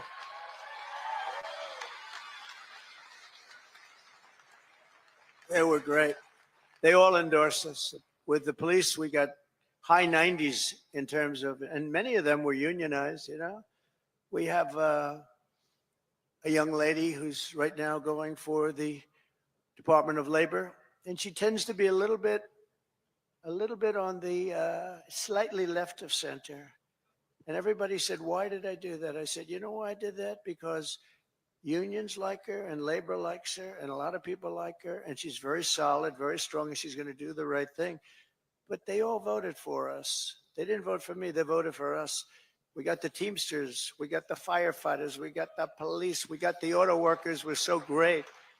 We had tremendous support. So I think it's nice to give them a person in the center, because that's what she's going to be very good, I think. But a lot of people say, why'd you do that? I said, because I want to do something nice for these people that voted for me. Oh, gee, what a great political move that was.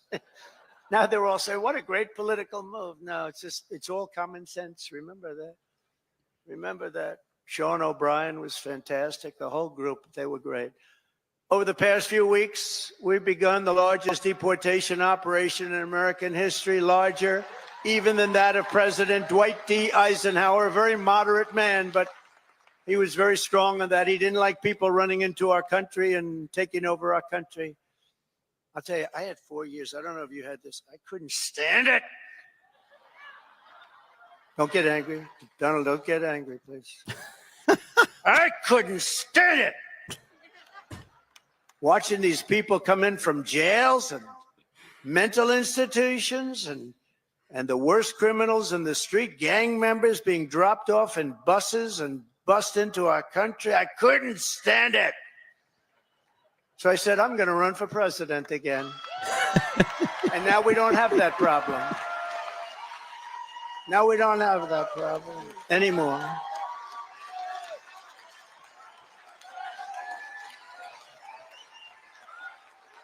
We don't have that problem anymore. We now have the best border we've ever had. And by the way, if they can ever find my world's favorite chart ever in history, I'll show you what it was when I left. And now it's even slightly better. Can you drop that chart, do you think? I don't know. I never tell them about this, but they used to drop it like magic. If they can, they'll drop it. Who the hell knows? But it's my favorite chart. My favorite chart in history. We're liberating communities like Aurora, Colorado, and Springfield, Ohio, that have been occupied by illegal alien criminals from all over the world. We're rescuing the Americans whose jobs have been stolen, whose wages have been robbed, and whose way of life has been absolutely destroyed. And under the Trump administration, our country will not be turned into a dumping ground. We're not going to do it. We're going to have a great country again. It's going to happen soon, a lot sooner than you think. And we're going to have so much money coming in from tariffs. Oh, you're going to say, your senators and your congressmen are going to say, please, sir, please. You're making us look so bad. We have so much money coming in. I didn't know this was going to happen. Please don't do this to us. We look very bad. But they're great. They're doing well. I tell you, the Republican senators they're sticking together. The Republican congressmen and women are sticking together. Every once in a while, you have one that wants a little action or something. I don't know what it is. It's so sad to see. I just hate to see it. I hate to see it, but they're sticking together. One thing about the Democrats, they have rotten, horrible policy, the worst policy in history, but they stick together. We have great policy, but sometimes they don't stick, but they've been sticking for us. They've been sticking. And I think the speaker and the leader have done a fantastic job. That's Thune and Johnson. And I think they've done, two guys really working hard and they're really doing a great job. But we have a lot to stick with. We have a lot to stick together for, because what we've done has never been done before. Nobody's ever seen anything like this. And nobody's ever seen 4 weeks like we've had. Especially the 4 weeks, the first 4 weeks. You know, that's like if you golf, when you sink that first 4-footer in the first hole, it gives you confidence. On the next hole, you sink another one. Now you go into that third hole and you can't, and by the time you get to the fifth hole, you feel you can't miss, right? Like a baseball player, he gets up and he hits our first one, and then the second at bat, he hits that one. And, you know, and we have great confidence, and they've lost their confidence, as I said. They really lost their confidence. I watched them. They're really screwed up. I watched this MSNBC, which is a threat to democracy, actually. They're stone cold. Yeah. They're stuttering. Yes. They're all screwed up. They're all mentally screwed up. They don't know what. Their ratings have gone down the tubes. I don't even talk about CNN. CNN's sort of like, I don't know. They're pathetic, actually. But MSNBC was mean. Their ratings are absolutely down. This Rachel Maddow, what does she have? She's got nothing. Nothing. She took a sabbatical where she worked 1 day a week. They paid her a lot of money. She gets no ratings. I should go against her in the ratings because I'll tell you, she gets no ratings. All she does is to talk about Trump, Trump, Trump, Trump, Trump. All different subjects, Trump this, Trump that.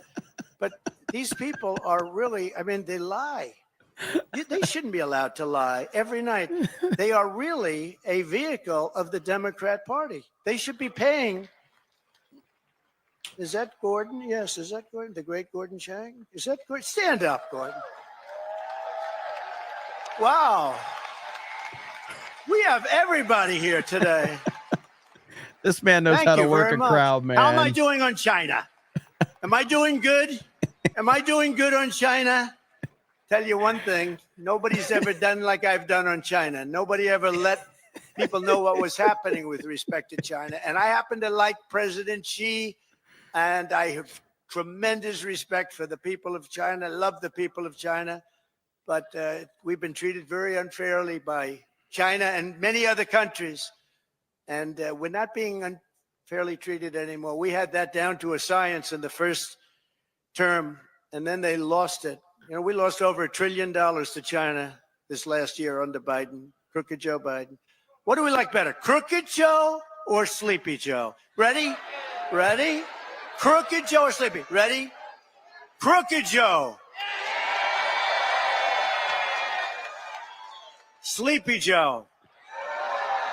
Crooked. Got to stay with Crooked. Yeah. He had one ability that I didn't have.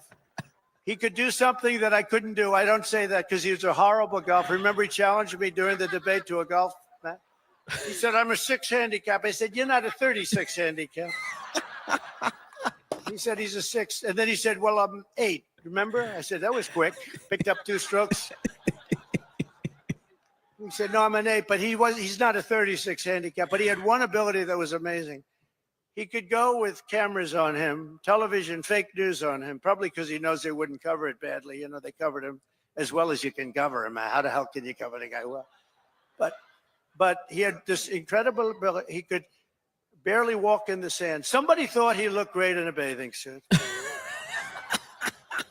And he'd walk in the sand pulling a thing that weighed about 6 ounces. You know those aluminum? See, aluminum's very good. You can, a child, it's meant for children and very old people to lift, right? So he would put it down, and he'd put it down, and he'd fall into it, and he'd immediately fall asleep in front of the media. I could never do that. That's the only thing. That's the only thing. I could never do it.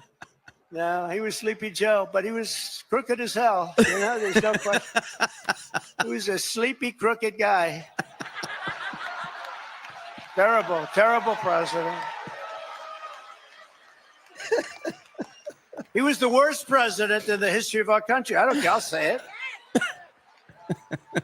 Jimmy Carter passed away recently, and he passed away a happy man. He was a happy man when he passed away because he said that it's not even close. Joe was the worst, and believe me, I have to clean up the mess. I'm cleaning up the mess, and it is a mess on the border with inflation. We go over every single thing he touched turned to shit, okay? Everything. Trump has turned this into a damn Biden roast. Let's go. The Attitude Era. It's true. That's true. Now Franklin Graham's angry at me. You know that. Franklin wrote me a letter. He said, I love your speeches. I love them. I love them so much. But they'd be better if you would never use foul language. And I told him, I said, Franklin, you know, Franklin Graham's a great guy, by the way, does a great job. The son of the great Billy Graham, right? But I said to Franklin, you know, sometimes you need it for emphasis. And he said, no, they'd be even better if you wouldn't use any bad language. That's not really a terrible word, you know. But that's a much more appropriate word, a better. What word would I use to describe? What word could I use? It's and we have to be truthful too. So, you know, all countries are now taking their illegal aliens back, even those that stated strongly, we will never take them back. Don't ever send them to us. But they said that during the Biden administration. They never said it during my administration. Venezuela's taking them back. Colombia's taking them back. Remember, Colombia said, we will not take them back, he said. And within about 13 minutes, I think, we would love to take them back. In fact, we will send our planes to pick them up. Remember? And they said, what happened? Thank you, Stormbreaker. What happened? And you see these Venezuelan planes loaded up with some real nice people. You wouldn't have wanted to be the pilot on any of those planes. But they know we're not playing games. And just this week, I officially designated bloodthirsty cartels and murderous gangs as foreign terrorist organizations, something which Biden didn't want to do and nobody wanted to do. It's true. John McKinley. The full might and power of the federal government now being dedicated to eradicating MS-13, Tren de Aragua. That's the Venezuelan prison gangs. These are very nice fellows. The only thing good about them is they make our criminals look like nice people. It's true. Remember when they used to say, people that come in from foreign countries are nice people. These are wonderful people. These are good people. They're not murderers. They're not terrible. These people make us look like babies. Okay? You know the Hells Angels? They're among the nicest people on earth when you compare them to these thugs. And the Hells Angels actually love our country, if you can believe that. They actually do. But their members and their leaders in the United States will be hunted down. I'm talking about MS-13. They're hunting them down. We removed tens of thousands, MS-13, Tren de Aragua, rooted out, arrested, and expelled from our soil like the savage monsters that they are. We don't have anybody coming up from Argentina. Nobody's coming up from Argentina to facilitate the mass removal of criminal aliens. I also issued an executive order to make available the full capacity and detention. We're going to use Guantanamo Bay. We have a detention facility that's actually massive. Nobody even knew it existed. Holds thousands of prisoners. We never used it. For 4 long years, you had a president who put illegal aliens up in penthouse suites in beautiful hotels on Park Avenue, on Madison Avenue, or on Fifth Avenue in Manhattan. Now you have a president who is stamping their ticket to Gitmo on a one-way trip back to the places from which they came. Wonderful places. Big difference. My administration is also moving swiftly to save the U.S. economy from the train wreck of inflation and worse that Joe Biden created. I withdrew from the one-sided Paris Climate Accord. It was a disaster. That was a disaster. I terminated the Green New Scam. Thank you, Eddie. 45-47. Let's go. One of the greatest hoaxes ever played on this country is the Green New Scam. We spent trillions of dollars on this nonsense and just a total hoax. It really set back our country, I want to tell you, monetarily and every other way. And I canceled Joe Biden's insane electric vehicle mandate where everybody has to have an electric. And if you want an electric car, get an electric car. If you want a gasoline-powered car, if you want to have a hybrid, you get it. Options. The only thing you can't do is a hydrogen-powered car. You know why? They said it really works great, but when it doesn't work, you never find the body. That's a bad sign. You know, when it doesn't work, they found the body on a tree about 250 yards up the road. It's seriously bad. So we'll leave hydrogen out of it for a little while. I have no interest in an electrical car myself. None. To crush inflation by slashing spending, I imposed an immediate federal hiring freeze, a federal regulation freeze, and a foreign aid freeze. We're given to countries that hate us. We're giving billions and billions of dollars Thanks, to brother. countries Appreciate that it. hate us. Thank you. And I signed an Have a order good day at work. creating the Department of Government Efficiency. You probably haven't heard of it, which is now waging war on government waste, fraud, and abuse. And Elon is doing a great job. He's doing a great job.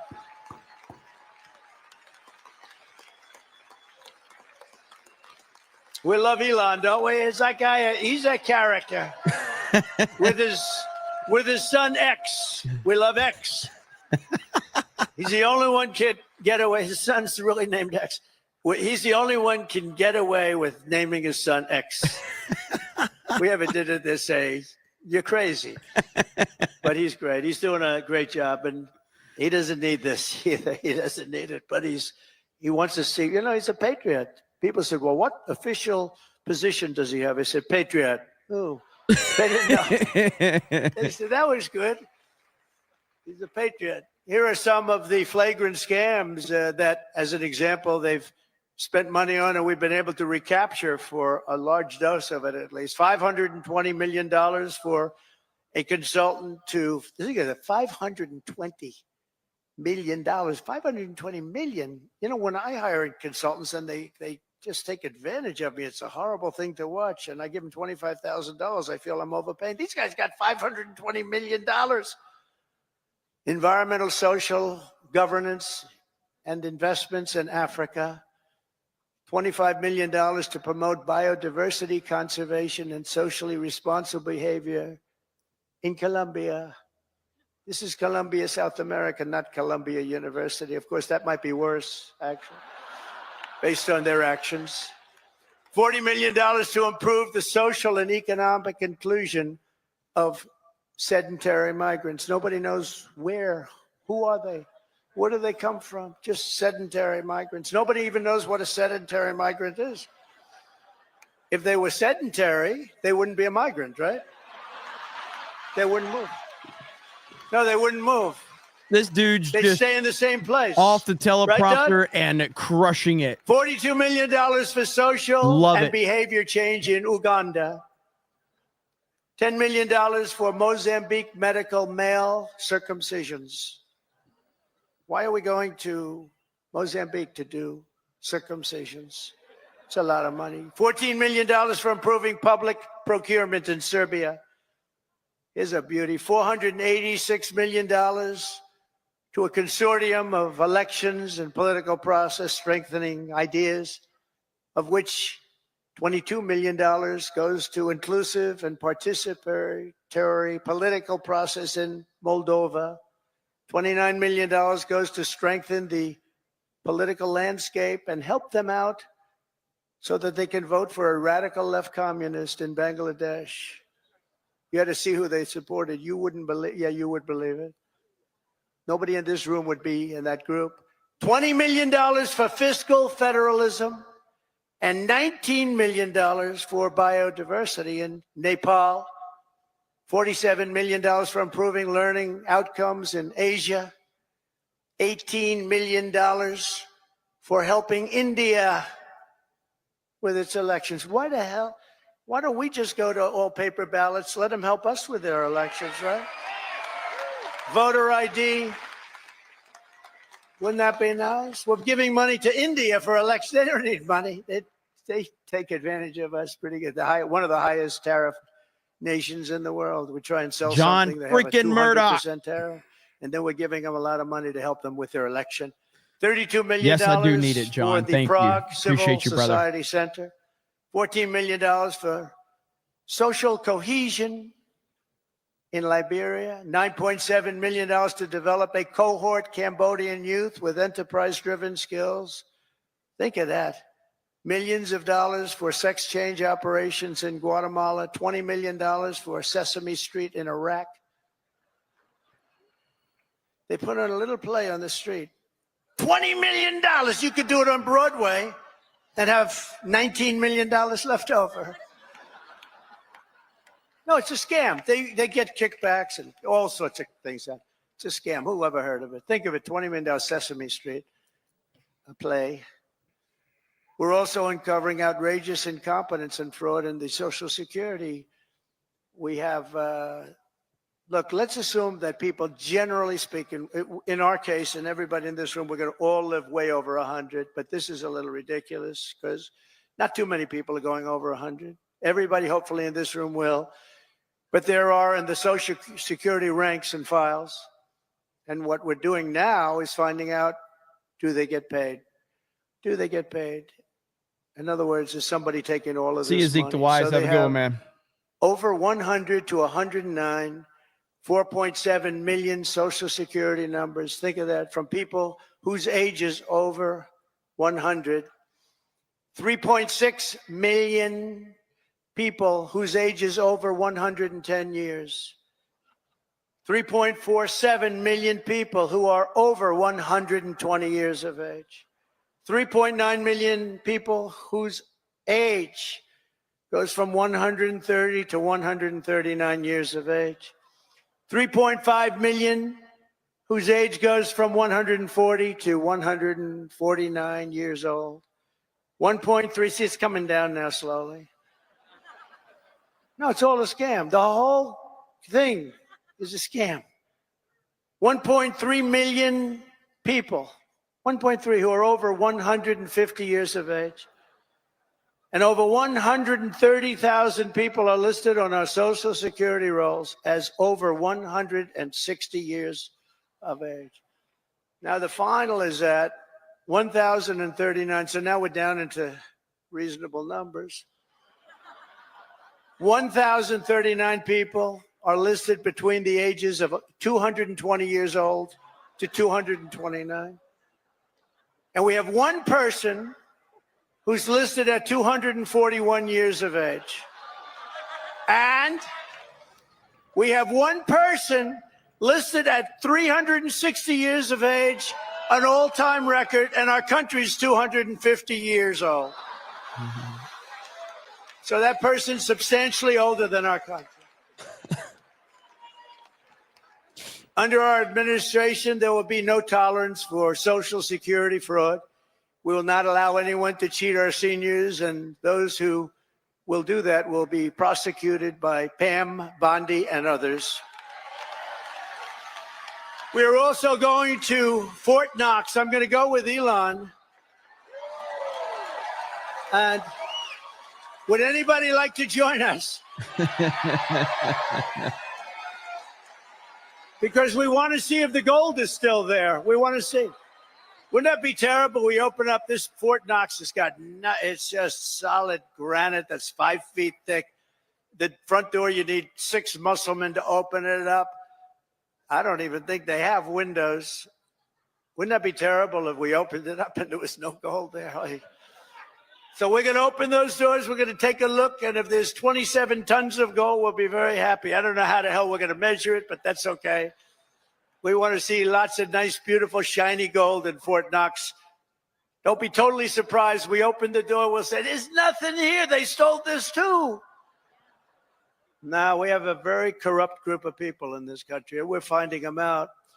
We're removing all of the unnecessary, incompetent, and corrupt bureaucrats from the federal workforce. That's what we're doing. And under the buyouts, we offered federal employees more than 75,000 federal bureaucrats. Think of that. Have voluntarily agreed to surrender their taxpayer-funded jobs. We want to make government smaller, more efficient. We want to keep the best people, and we're not going to keep the worst people. And, you know, we're doing another thing. If they don't report for work, we're firing them. In other words, you have to go to office.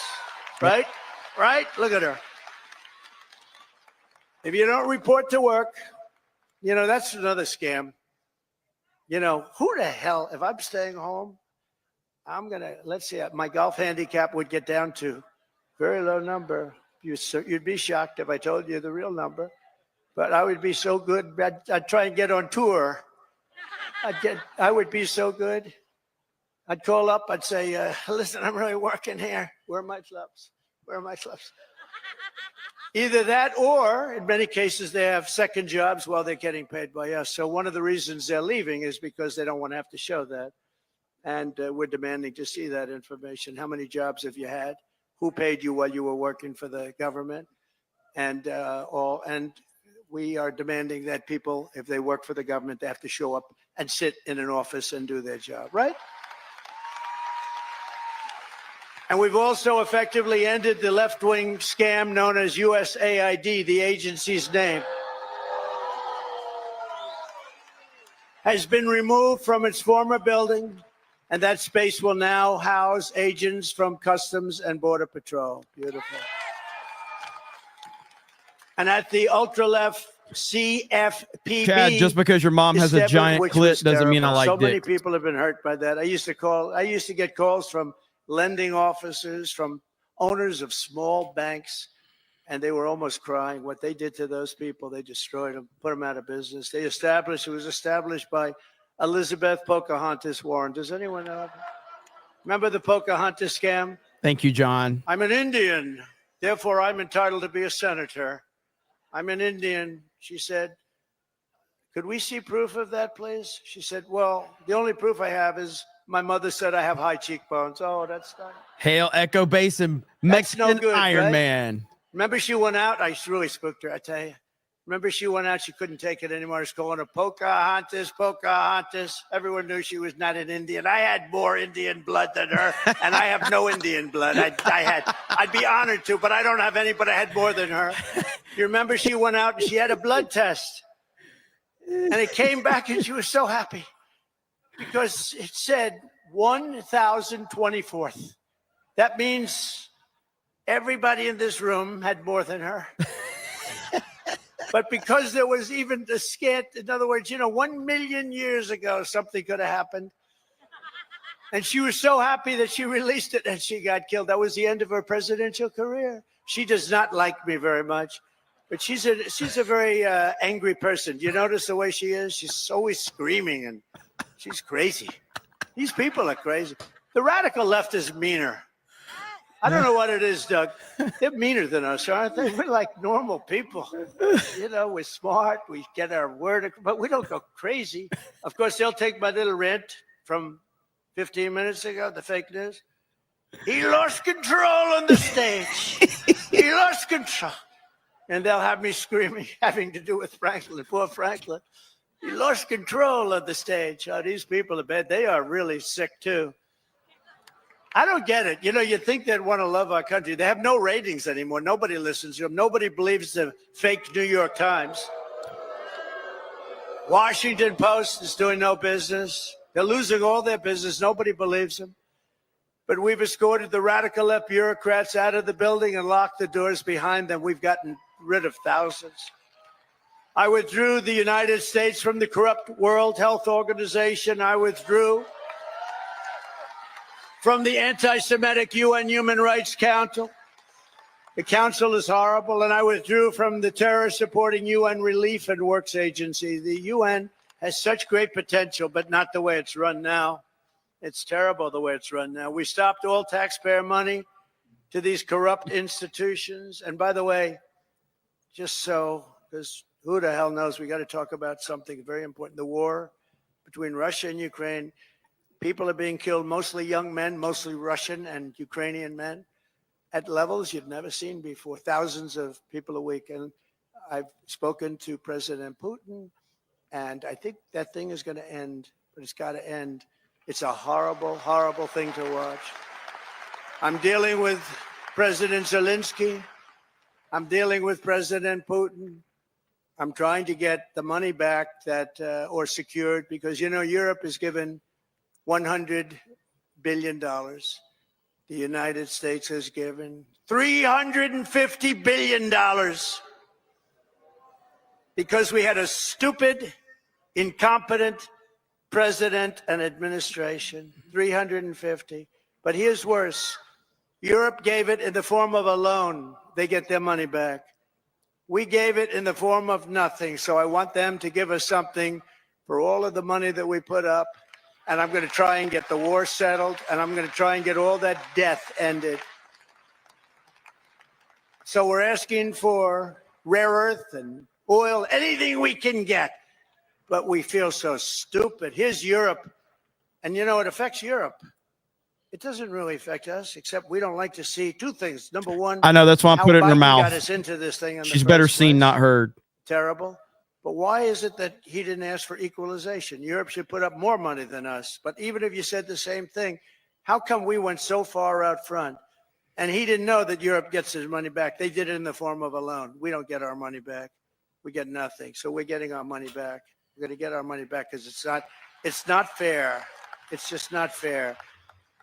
And we will see. But I think we're pretty close to a deal, and we better be close to a deal, because that has been a horrible situation. It would have never happened if I were president. And by the way, October 7th, Israel would have never happened if I was president, too. It would have never happened. Iran was broke.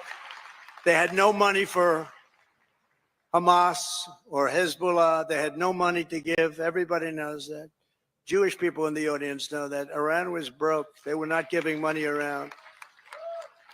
And when I got out, they took all the sanctions off Biden, and Iran became rich very quickly. With oil, you can become rich very, very quickly. And the rest is history. What a horrible thing. Even though the hostages are coming back, I saw it this morning where we got 6 more back. Biden got none back, by the way, just so you understand. None. 0. He would have never gotten any of them back. But they're coming back in pretty bad shape. It's a horrible thing, and many are dead. Many are dead. So we'll see how that all ends up. But it's a horrible thing. But I just want you to know we're working on that. That's a very big part of it. And I don't like talking about it because we're in the middle of negotiations. But it's a very, very sad. It's a very sad. It would have never happened. There was no way. Thanks, Russia John. was never going to go in, and they went in because of a lot of reasons. And so many people are dead. Far more people are dead than you're reading about. You know, when they blow up all these cities, all those cities they look like demolition sites. Every single building is down. All of those beautiful golden towers that are 1,000 years old, they're lying on the ground in smithereens, blown to smithereens. There's nothing left of them. They're just lying on the ground, never to be rebuilt again, not possible to rebuild them again. And all of that heritage is gone. People have done a really horrible job. That would have never, if I were president, 0 chance that a shot would even have been fired. It wouldn't have happened. So sad. To further turbocharge our economy, we've launched the most aggressive deregulation program in any nation's history. And we're also going to be seeking the largest tax cuts in American history. Again, we brought them down, as you know, from close to 40% down to 21%. Now we're bringing them down to 15% if you make your product in the United States of America. We're defending the American worker like never before, and that's why the auto workers and the union workers and the Teamsters and so many others, they supported us, the firemen, the policemen, so many others, whether they were union or non-union, they all supported us. They supported, it's called workers, and they supported us at levels that nobody's ever seen before. Weeks ago, I imposed a 10% tariff on all goods coming from China because of the fact that they're sending fentanyl into our country, through Mexico, by the way. I'm not happy with Mexico, or I'm not happy with Canada either. I imposed 25% tariffs on all foreign steel and aluminum, and I will soon impose reciprocal tariffs on any country that charges us. And by the way, the reciprocal means they charge us, we charge them, same thing. So nobody can be upset, right? But we have countries charging us 200%, and we charge them nothing. They charge us, we charge them. Our country's going to become rich again, very rich. I always say it's my favorite word in the dictionary. The word tariff is my favorite word in the dictionary. You know, we were the richest relatively from, think of this, from 1870 to 1913. That was our richest because we I agree collected completely, tariffs Chad. from foreign countries that came in and took our jobs and took our money, took our everything. But they charged tariffs, and we had so much money, they set up the 1887. Think of that, a long time ago, 1887 Tariff Commission. It was a commission of very important people to determine where we should spend all of the tremendous, vast wealth that we had. We had so much wealth. Wouldn't it be nice today? Of course, now we give it away to transgender this, transgender that. Everybody gets a transgender operation. It's just wonderful. No, we give it away like to crazy things. But in those days, it was different. It was a different world. It was a different country. But we were very rich because of tariffs. And I get myself in trouble because I say that tariff is my favorite word, and the fake news went crazy. What about God? What about wife and family? What about love? I said, okay, tariff is now my fourth favorite word. I got myself into a lot of trouble with that. You can't believe it. I said, tariff is my favorite word in the dictionary, and I got killed by the fake news. So I say now, it doesn't sound good. Tariff, it's my fourth favorite word. I go, tariff is my fourth favorite word. It sounds so terrible, but this way I'm free. I write free, you know. I don't get clobbered by the fake news. But tariffs are also a powerful tool of diplomacy, and all around the world are moving quickly to bring back peace through strength. We have the greatest, you know, I rebuilt our entire military in the first term. We left a lot of it, although a lot of it, but very small relatively, in Afghanistan. The Taliban has it. You know, they have their parade every year where they take our military vehicles and run them up some little street, and like it's their form of a military parade, and it makes me angry when I see that. Angry. When I see that, I get angry. You know, we give them, I don't think anyone knows this, we give Afghanistan about $2 or $2.5 billion a year. Do you know that? For aid. We need aid ourselves. And I'm going to go back, and I told them yesterday, I want to look at it, but if we're going to give them money, it's okay. But I want them to give us back our military equipment that they have. They're selling it. Doug, would you take that, please? All right. Write something up. No, I want them to give back. If we're going to give them that kind of money, let them give back the military equipment, which they have. Where they have tanks and trucks and guns and goggles. They have goggles. They have night goggles, better than we have. Brand new, right out of the box. It's unbelievable. So I want to do that, and I want the. If we're going to pay them, I want to get that equipment back. Okay, Doug can do it. He's one of the guys. He's a business guy. To him, he's sitting there saying, how the hell did this ever happen, right? Can you believe it? We give them billions of dollars, and we gave them our military equipment. Just tremendous numbers of billions of dollars worth of military, billions and billions. We have a ceasefire in Gaza, and we're joined today by several survivors of the captivity under Hamas, including Noah Argamani and Ilana Gretufsky. Hey, if you guys want to go to my Twitter replies, beautiful. Ashley Clair is being exposed for setting up Elon Musk. Thank you very much. I'll talk about it after Trump's speech.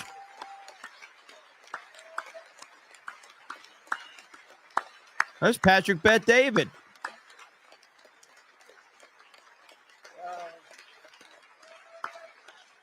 Thank you very much. And you're sitting next to a great guy, Sebastian Gorka, who's also now in the administration. From day one, right, Sebastian? He's been a loyalist from day one. We love Sebastian. Thank you very much, Sebastian. Thank you, everybody. That's very nice. Beautiful.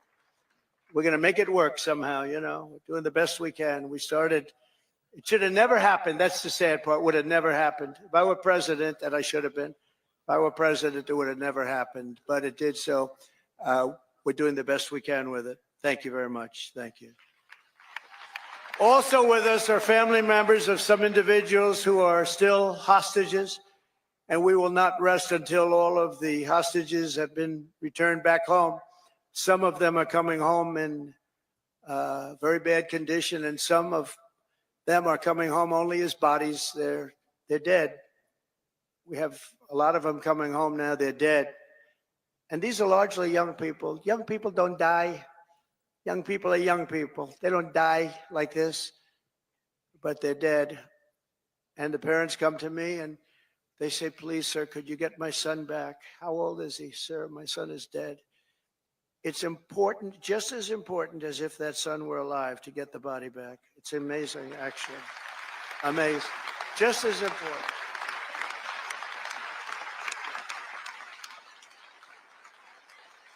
Thank you.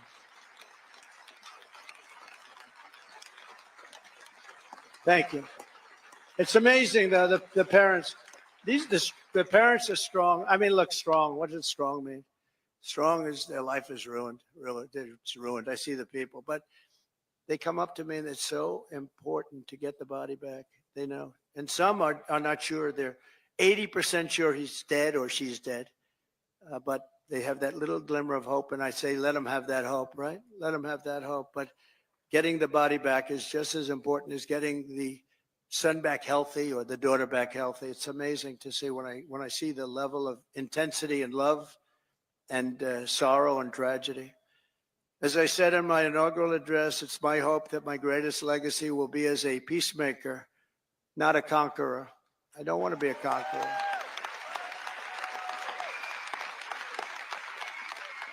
Under the Trump administration, every day brings more good news for America. I've ended all of the so-called diversity, equity, and inclusion programs across the entire federal government and the private sector, and notified every single government DEI officer that their job has been deleted. They're gone. They're fired. You're fired. Get out. You're fired. You're fired. I made it the official policy of the United States government that there are only two genders, male and female. That was easy. I banned men from competing in women's sports. And I also proudly banned the use of, thank you. We banned the use of puberty blockers, hormone injections, and other chemical and surgical mutilation of your youth. Could you imagine making a speech like this 10 years ago? People would say, what the hell is he talking about, right? This is a sickness that came along with critical race theory and all of that other things that we had to put up with. And it's all out now, critical race theory and transgender insanity. It's all gone from our schools and from our military. And I believe it's gone too. I think we've turned the heads of even the people that, if you can believe they're believers, I don't know if they were, but I believe that it's all gone. And I've directed the reinstatement of any service member who was expelled from the armed forces due to the COVID vaccine mandate. They will be returned to their former rank with full back pay. Full back pay.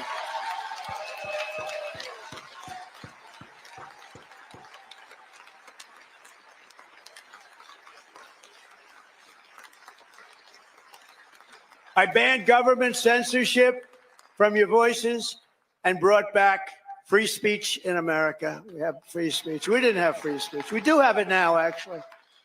Now, this was a very vicious regime. You know, I was put under investigation more so than the late, great Alphonse Capone, one of the great killers of the world.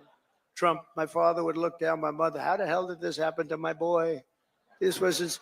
No, I was under investigation at a far greater level than Al Capone or anybody else, probably in the history of our country. These people are sick. They're sick. They're bad people.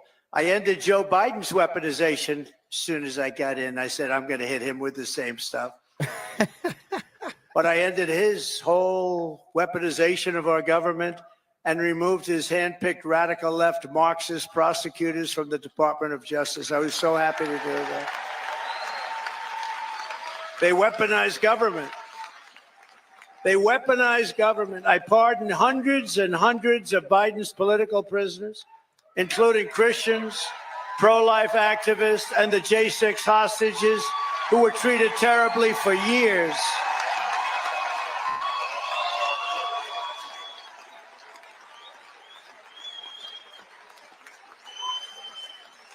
We even got rid of people like Pete Buttigieg, who did the worst job of anybody in the history of transportation.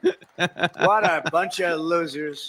I revoked the security clearances of Anthony Blinken, Jake Sullivan, John Brennan, James Clapper, and every non-patriot who lied to cover up Hunter Biden's laptop from hell. We took away their security clearance. Let's go.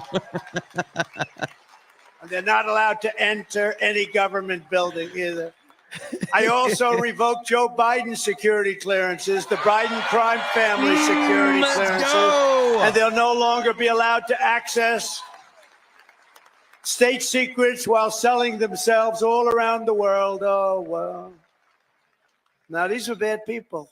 These were bad people. And I do that because this should never be allowed to happen again. What happened to me in this administration, what happened on J6, what happened on all of the things they did that was so bad, should never, ever be allowed to happen again. And on a friendlier note, I renamed the Gulf of Mexico the Gulf of America.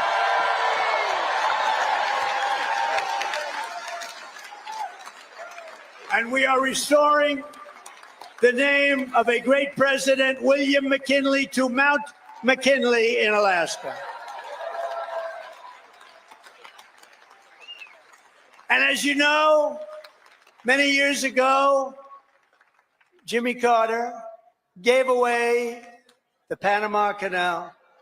And Panama started the process of giving the Panama Canal, by the way, the most expensive development ever in the history of our country, relatively. It would have been $1.5 trillion in today's dollars. 38,000 people died from our country building the Panama Canal. They died from mosquitoes and snakes. Think of it. They paid them 5 times their salary. They brought them to Panama, and they had a 25% chance of dying. They dug under nets so the mosquitoes wouldn't get them. But we lost 38,000, mostly men, laborers, construction workers, because it was such a harsh way to live. It was very brutal. They died. 38,000. Again, it was the most expensive thing we ever built, and they gave it away for $1 to Panama. And last year it made $5 billion. Also, that's one of the most successful projects ever built in terms of money, monetarily. And it's the 8th wonder of the world. It connects 2 oceans, with one being 16 feet higher than the other. Think of it, the Pacific and the Atlantic. Think of what that is. You're going through dikes and canals. Amazing what they did. It was really a wonder of the world. We gave it away for nothing. But we didn't give it to China. We didn't give it to China. We gave it to Panama. We're going to take back the Panama Canal.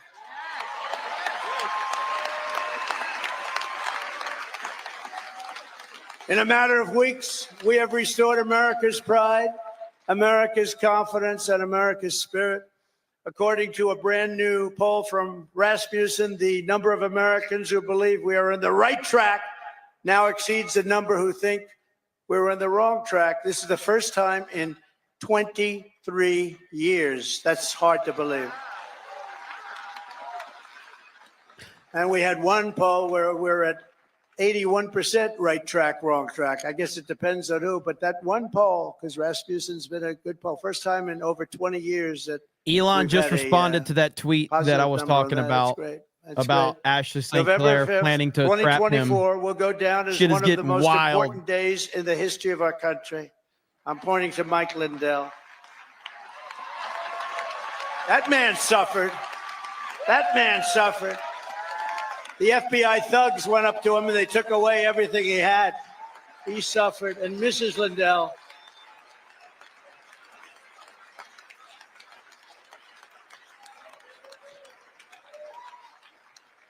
was a great guy. They went after him. It was just terrible. This was a vicious weaponization of your government. But he's all, I'll tell you, he stood up. He's all man. He stood up strong, and nothing was going to faze him. And I want to thank you on behalf of everybody, Mike. You put up with a tremendous amount. And he never changed his mind. He said that election of 2020 was rigged. And he's more of a believer today than he was even 4 years ago. But now it's okay to say it, Mike. Now it's fine. Now, that's why, you know, when it comes to a day where you can't challenge crooked elections, we've got a real problem in this country. And as of January 20th, 2025, the dark days of high taxes, crushing regulations, rampant inflation, flagrant corruption, government weaponization, and total incompetence. Those days are over. They're over. But we cannot stop now. We're going to push forward every single day. In the immortal words of that great American hero, Captain John Paul Jones, I have not yet begun to fight.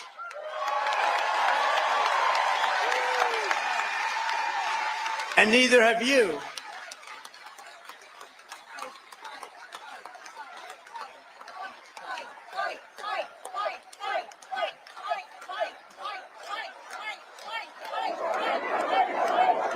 So together for the next 4 years, we are going to stand strong. We are going to work hard. We are going to fight, fight, fight, and win, win, win. Thank you to CPAC. Thank you, Matt. Thank you, Mercedes. Thank you very much. Thank you, everybody. God bless America. Thank you very much. God bless America. Thank you. Thank you. Thank you.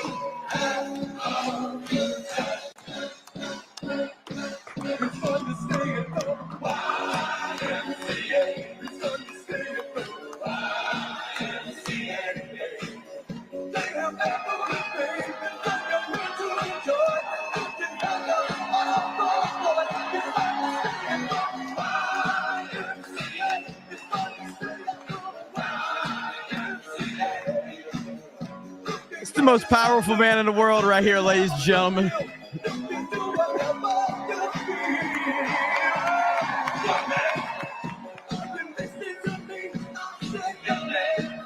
So there we go. President Trump with a banger speech at CPAC, bringing the House down. Man, he was on it. That was great to see. Excellent speech from him. And there's a lot going on, man. Like I said, just want to show you guys this because I responded to this tweet. So I agree with Laura Loomer. I wasn't going to post these, but now Ashley St. Clair has leaked her private signal messages with Elon Musk after lying, saying she wanted privacy. So here's more evidence that Ashley planned to baby trap Elon Musk. She sent me these text messages in May 2023 when she first met Elon and started sleeping with him. She said, "I need his rocket babies." This is the text right here that Ashley, according to this girl, Ashley sent to this girl. So right here, Ashley St. Clair, May 2nd of 2023, Elon followed me. I need his rocket babies, LOL. OMG, no way. That's so awesome. He 1000% saw my moon landing tweet. Looks like I'll take one for the team. Seduce Elon and get in a rocket to see what's up. So yes, she's just a gold digger. That's all she is. And Elon responds to the tweet. Right there. Elon responds to the tweet. Whoa.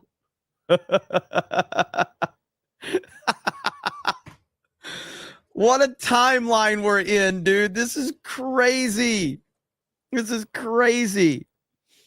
But anyway, all I know is that I am just glad that Ashley St. Clair, who blocked me, and I take that personally, you are now being exposed as the fraud that you are, and it is awesome. So there you go. Yeah, Elon doesn't give a shit. Elon's like, whatever. He doesn't care. But yes, so all of those conservative influencers, they're like, congratulations, Ashley. We're so happy for you and your family. We're so happy. We're going to pray for you. May God bless you and your family. You're such an upstanding conservative Christian. We're so happy for you. Okay, let me go back to a super chat I got earlier. Where's this at? From Operation One. Says, I'm an Israeli American, Jeremy. I don't think this was the place for this. I respect your opinion that you want to focus on America. Completely legit. I hope you're not against Israel. We're not your enemy. This is the type of thing that bothers me about all of it. I said nothing bad about Israel. I say worse shit about Canada. And Canadians aren't going, Jeremy, we're not your enemy. Please don't think we're your enemy. I know Canada's not my enemy. I know plenty of Canadians. Why are you so sensitive to me just saying, I don't care? I don't live there. I've never been there and I'm never going there. That is nothing me. At no point have I ever said anything bad about Canada. About Israel. I've simply said if Ben Shapiro loves it so much, he should take his ass over there and live there. It's that simple. That's all I've said. So I have nothing bad about any of that. All I'm saying is for politicians to constantly tell me that I'm supposed to care annoys me. I don't have to care about anything you tell me to care about. I care about what I want to care about, not what fucking politicians want me to care about. And when I'm constantly being told over and over and over by politicians on the right that Israel is our greatest ally, and it's just an NPC meme, every time I hear that, I just roll my eyes because I'm like, shut the fuck up. You know, that's all it is. But I obviously have nothing against anyone of any area per se. I judge people on their individual actions. But if I can't just make a comment, not about Israel, I made a comment about a politician's comments about Israel. Therefore, there's some type of like, I hope you don't think we're your enemy. We're not your enemy. What are you fucking talking about? I didn't say anything. I know nothing of Israel. I know nothing about the politics, and I don't care. I was talking about the politician that virtue signaled with Israel. I said nothing about Israel. I say worse shit about Canada, and I have nothing against Canada either. I just like making fun of Canada because fuck Justin Trudeau. So anyway, that's it. So, but I just wanted to get that clarification. Obviously, I have nothing against, I don't think judging people based on their region or where they're from is necessarily a good policy at all. So, all right. But yeah, you see how passionate the chat gets when that topic gets brought up. I do not really necessarily share that passion. That's not my hill to die on at all.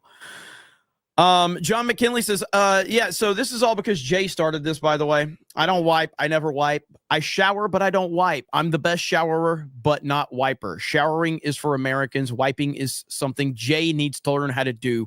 Hail Trump and the 199. Do you see what Jay has started here? You know, it's all Jay's fault. Before Jay said this, we had a respectable community here that only talked about respectable things. And now because of this, it's just going to become a big meme fest. Eddie, for that 4547, thank you so much. Appreciate that. I got this one earlier. Hope you're having fun at work. John freaking Murdoch with the 50. Thank you. There was Nagranol. Says, I forgot to thank you for that push to get us to 1,000 on the GCA.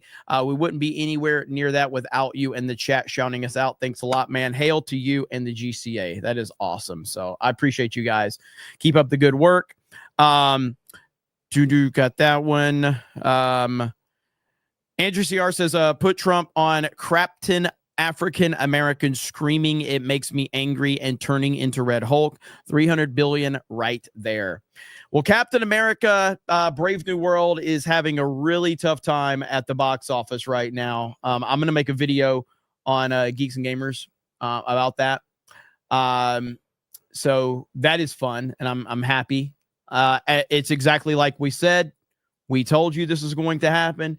We told you And, you know, a lot of people said that that wasn't happening. And, well, guess who was right once again? The Fellowship and the 199 was right once again. And it's glorious. So, I mean, all you can be is honest. That's all you can be is honest. Okay.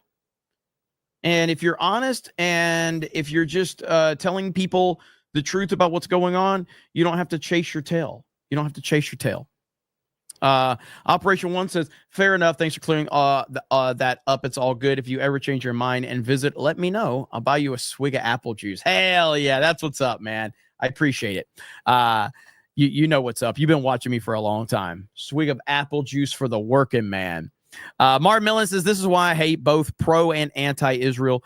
You're either 100% in or 100% against. You're either Zionist or a bootlicker or a Yahtzee. There is no gray area. Well, yeah, that's where my, it has nothing to do with like you or individuals. It's the online rhetoric that drives me crazy on it. And I don't want to get caught up in any of that bullshit. Chris Whiting says, I want a Trump executive order signing or live stream press conference alongside every Rachel Maddow show. That would be great. That would be awesome. Stacey Lee says, Carter was the worst president until Biden came. Dark Gavel says, a petition for a Trump MAGA rally on the 4th of July. John McKinley says, what an excellent speech. Unbelievable. Almost as unbelievable as Jay not wiping. You see what Jay does around here? Cliff says, Jeremy, everything is getting better. After 16 months, I finally got a job. Just got in touch with an army buddy I haven't seen in a decade and using my GI Bill for school this summer. So much winning. Hell yeah. Congratulations, brother. Eric says, Elon is planning on populating Mars with his genetically enhanced children. Elon is going to populate the whole entire Earth like ×2 at this point. So, let's see. Eric says, deport Canadians to Australia. They can take some more criminals and a few more states. Make Canada great again by removing Canadians. Oh yeah, there's this. So right here, there was this is pretty eye-opening, as a matter of fact. Marco Rubio, during an interview, said this right here. So check this out. Check this out. President Trump has talked about expanding the U.S. footprint. In a hot mic moment, Canada's prime minister said that absorbing Canada is a real thing. Is it a real thing? Look, you know how that came about? President's meeting with Trudeau. So did you hear that again? That Trudeau actually said absorbing Canada is a real thing in a hot mic moment. President Trump has talked about expanding the U.S. footprint. In a hot mic moment, Canada's prime minister said that absorbing Canada is a real thing. Is it a real thing? Look, you know how that came about? President's meeting with Trudeau, and Trudeau says, well, if you even out our trade relationship, then we will cease to exist as a country. At which point the president responded very logically, and that is, well, if you can't exist without cheating in trade, then you should become a state. That was his observation. That's how it started. It is how it started. And I think he's told the story publicly. And that's how all this began. Look, Canada. Now, I'm aware that that's how it began. I guess I hadn't heard the story about it being a hot mic moment where Trudeau actually said that. I was not aware of that. I'm aware of the story that Rubio's telling right now, but I was not aware of what Trudeau said. Canada's our friend. Canada's our neighbor. Canada's our partner. But it goes back to the point I made. For decades, the United States allowed uneven trade imbalances to develop. During the Cold War, you know why we did it? We did it because we felt like we want countries to be strong economically, even if it means they're cheating, because we don't want them to fall victim to some internal Marxist coup that overturns their government or what have you. Those days are gone. These are rich, developed economies. And ultimately, who can argue against the fact that whatever they charge us, we should charge them? Whatever they prohibit, if they don't allow American companies to do it, we should not allow their companies to do it here. American banks can't even operate in Canada. So there has to be reciprocity here. We can continue to work together on all kinds of things, but whether it's Canada, Mexico, China, anybody else, when it comes to economics and trade, there has to be reciprocity, there has to be fairness. And who would argue, how can anybody argue against that? The days where we just allow countries to take advantage of us, that has to end. That's not good for the global order. That leads to imbalances that create friction points. That's the case with Canada. It's the case with a lot of countries who are our allies and friends. But on trade, we have an imbalance, and it has to be dealt with. Rubio's doing a really good job as Secretary of State. Obviously, yes, he is just he's working at, he's basically doing whatever Trump tells him to do, but he has been really good in this position. So you got to give him credit for that. Also, this clip was from the other day. I don't know if you guys heard this, but what Elon had to say about Vladimir Putin. Cool, like sometimes like to end this war. Say like, I'm a bought asset of Putin. Yeah. I'm like, he can't afford me. Yeah. I think you're worth more than Russia. Think about it. I like that. Putin can't afford me, says Elon. Oh shit. I swear, dude, we're in a wild timeline right now. Grant Potato says you should check out the Trumpy Dance official music video. I'll have to see if I can find one. I think a few people have actually mentioned that one to me as well. So Elon is a trip, man. He really is, man. He is a unique individual. Let me see here. There was one other clip I wanted to show. See if I can find it. Alone Cowboy for 5 says, let's see. Had a beautiful day. Probably had a beautiful day. President Trump's speech was great, and so many other speakers were great too. So much winning. Don't worry about the haters. Hey, thank you. I mean, honestly, I don't worry about any haters. I mean, maybe it's just because like the mute function on Twitter is absolutely fantastic. So anybody that's trying to bait me into arguments or anything like that or any of that, no, I just mute it and I just let them scream. So I don't block people on Twitter or anything like that. So they're welcome to get in my comments and say whatever they want. That's what drives me crazy about a lot of these big influencers is, hey, look, man, it's not my business to tell anybody how to act, but to me, it's telling. So when you have a following and you're actively just blocking anybody that's critical of you, you're creating like an echo chamber in your comment section. I don't have that. Like people, I don't have a single account on Twitter blocked. None. So whoever wants to go in there and say shit about me can say shit about me because that's how the internet works. And I think people should be able to say whatever the fuck they want. I mean, are there exceptions to the rules? Maybe at some point, but all I can say is currently as it stands that I have 0 accounts blocked on Twitter. 0. I have a lot of people muted because I don't want to hear it, but that doesn't mean you can't say it. And that doesn't mean it can't be heard. It just means I'm not going to get pulled into your bullshit. And I just think that's how the internet should operate. So let people talk shit. Let people have fun. Let people be critical if that's what they want to be. I'm very confident in the fact that there's not a whole lot you can say about me from an online perspective that, like, you want to call me a grifter? Okay. Do you want to say that I rage bait to get views? Okay. Do you want to say that I have normie takes on things? Okay. Do you want to say that somebody knows more about something than me? Okay. Do you want to say that I clickbait? Okay. I mean, there's really like, is that supposed to hurt my feelings? Because it doesn't. These are all things I say about myself. Who cares, right? So, where are we at? Let me see. You have normie takes on things. Somebody knows more than you. Yeah, 100%. So that's just the reality of it.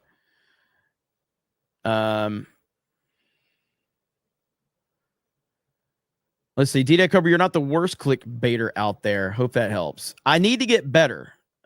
The best thing is, so when I started making videos again on Geeks and Gamers, I got called a racist again. And I was like, finally, I've been missing this. Like, because I wasn't making like a lot of like, fuck Disney videos or whatever. So I started making it and somebody said I was a racist. And I'm like, yes, we're back. I didn't realize how much I missed being called a racist. And then I got called a racist and I'm like, damn, that feels good. Hell yeah, we're back, baby. I'm getting called a racist and a sexist and a misogynist. And it felt good. I'm like, hell yeah, baby, let's go. I was very proud of that. So it made me feel really good. And I was like, I'm welcomed here. We're back. We're doing the right things. So it is what it is, right? Am I caught up there? CJ says a new pope from the USA is on my 2025 bingo card. Yeah, I mean, the whole pope thing, I don't know. Apparently he's not a great person. People have said he's really kind of more a lefty. The thing about the pope is like, this is why there's always going to be a pope. There's just always going to be a pope. So if one pope goes away, another pope is there. Just like there's always going to be a president, but there's not always going to be a Donald Trump. Like there's not going to be another Donald Trump. There'll be another president, but there won't be another Donald Trump. But there will be another pope. And I can't think of a pope that's stood out from another pope. They're all just the pope. I mean, maybe it's because I'm not, from that part of the world or whatever, but like, from my perspective, it's just like they're all just the Pope. It's just the same song and dance. Okay, you're the Pope. Okay, you're the Pope. Okay, you're the Pope. You're all the Pope. Great. What have you done? You're just the Pope. Okay, great. Wonderful. You'll get to Mike Zero's level one day. One can only hope. One can only hope. What is this? What is Charlemagne talking about right here with Andrew Schultz? Here we go. The worst thing for the Democrat Party right now would be if it actually works. The worst thing for the Democrat Party is if the debt does go down. To be honest with you, the worst thing, you're right. But honestly, the worst thing that could happen is Elon gives out them $5,000 stimulus checks. Oh, it's over. He give out them $5,000 stimulus checks. It's a wrap. It's going to be bad for a while. Imagine what people will feel when they go, by the way, this isn't us giving you money. This is us giving you your hard-earned money back. You deserve this. Listen, from a political marketing perspective, it's genius. Because they understand what people are feeling. And the Democrats, instead of Charlemagne has to be one of the dumbest people on the internet. And I understand that's a very high or low bar, whichever perspective you're looking at. Charlemagne is one of the stupidest people on the internet. Crying about all this and labeling him big bad man and all this other stuff, they should really be paying attention to what the American people are feeling and finding ways for their policies to have messaging that taps into what Americans are feeling. Don't gaslight them. I'm with you. Just you have to understand what they're feeling and then implement policies that tap into that. And I think it's, look, they're not wrong. The $5,000 check will be huge and it will connect with a lot of people for sure. I don't disagree with that. But I just feel like we've already reached that point where the Democrats are in so much trouble. They're in so much trouble right now that I don't see any realistic scenario where they can actually turn things around, especially considering it's only going to get better from here for Elon, for Trump, for Americans. We're only in the first month and they've already uncovered all of this. What's it going to look like in 6 months from now? What's it going to look like in a year from now? They're fucked. The Democrats are screwed.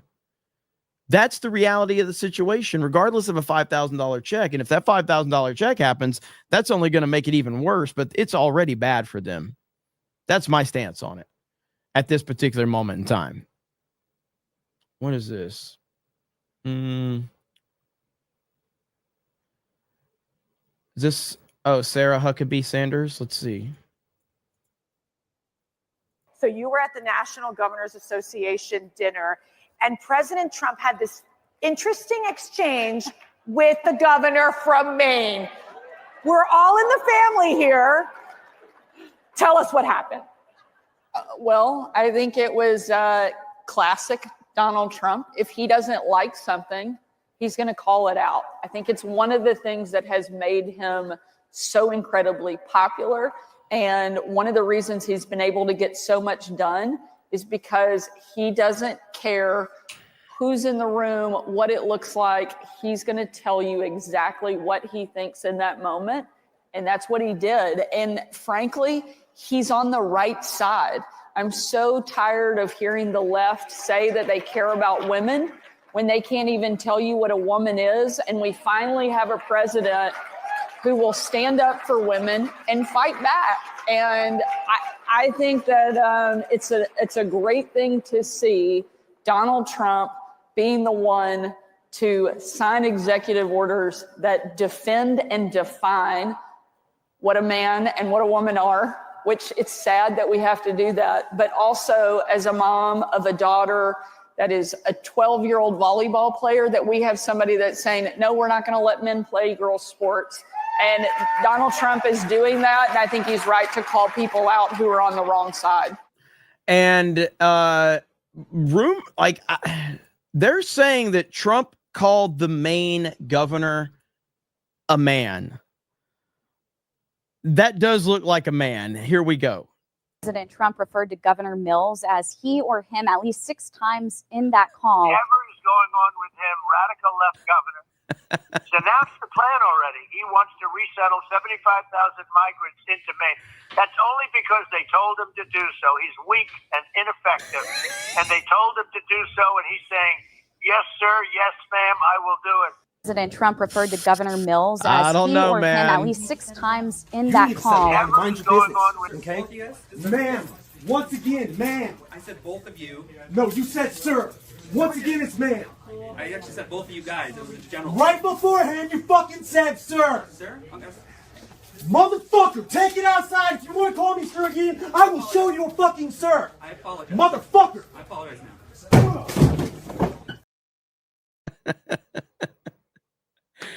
Oh gosh, what a timeline we're in. I don't know. I've never been familiar with the Maine governor until this happened the other day, and now a lot of speculation. It's a lot of speculation. Woo! I guess we will see. I don't know. For my Maine peeps, has there been some questions about the Maine governor and if it's actually a dude or not? Has that been a thing? I didn't know this was even like a question, but apparently it is. Then, of course, we had a former CIA director, John Brennan, whining about Doge. Here we go. And what I'm concerned is right now with all of these individuals that Musk and Doge have sent into our government institutions and having access to those systems and networks and databases, this is something that is ripe for exploitation by the Russians and the Chinese in terms of intelligence. These are individuals who haven't been vetted. They don't have the security clearances or background. And so they're now accessing all this information that involves U.S. citizens, sensitive U.S. databases and other things. And if the Bureau is going through these dislocations, its mission is being disrupted. And like Frank, I am very concerned about the politicization of the leadership of the Bureau. Kash Patel, I'm on Kash Patel's enemy list in his book. Did you mention Kash Patel? Is that what you said, John Brennan? Did you mention Kash Patel and that you're on his enemies list?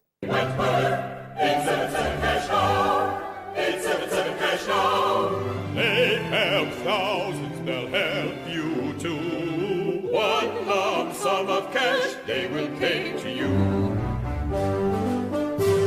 If you get long-term payments but you need cash now, call J.G. Wentworth, 877 cash now. 877 cash now. 877 cash now. 877 cash now.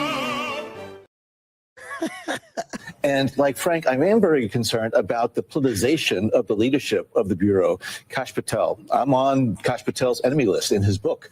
And so between Kash Patel, Pam Bondi, and others, is the Bureau, is the Department of Justice going to uphold its tradition of making sure that they carry out their responsibilities with integrity and in an apolitical fashion? And I think there are serious questions, including among the people within DOJ and FBI right now, about whether or not their leadership is going to bring them down this very dark place where it's unprecedented in American history.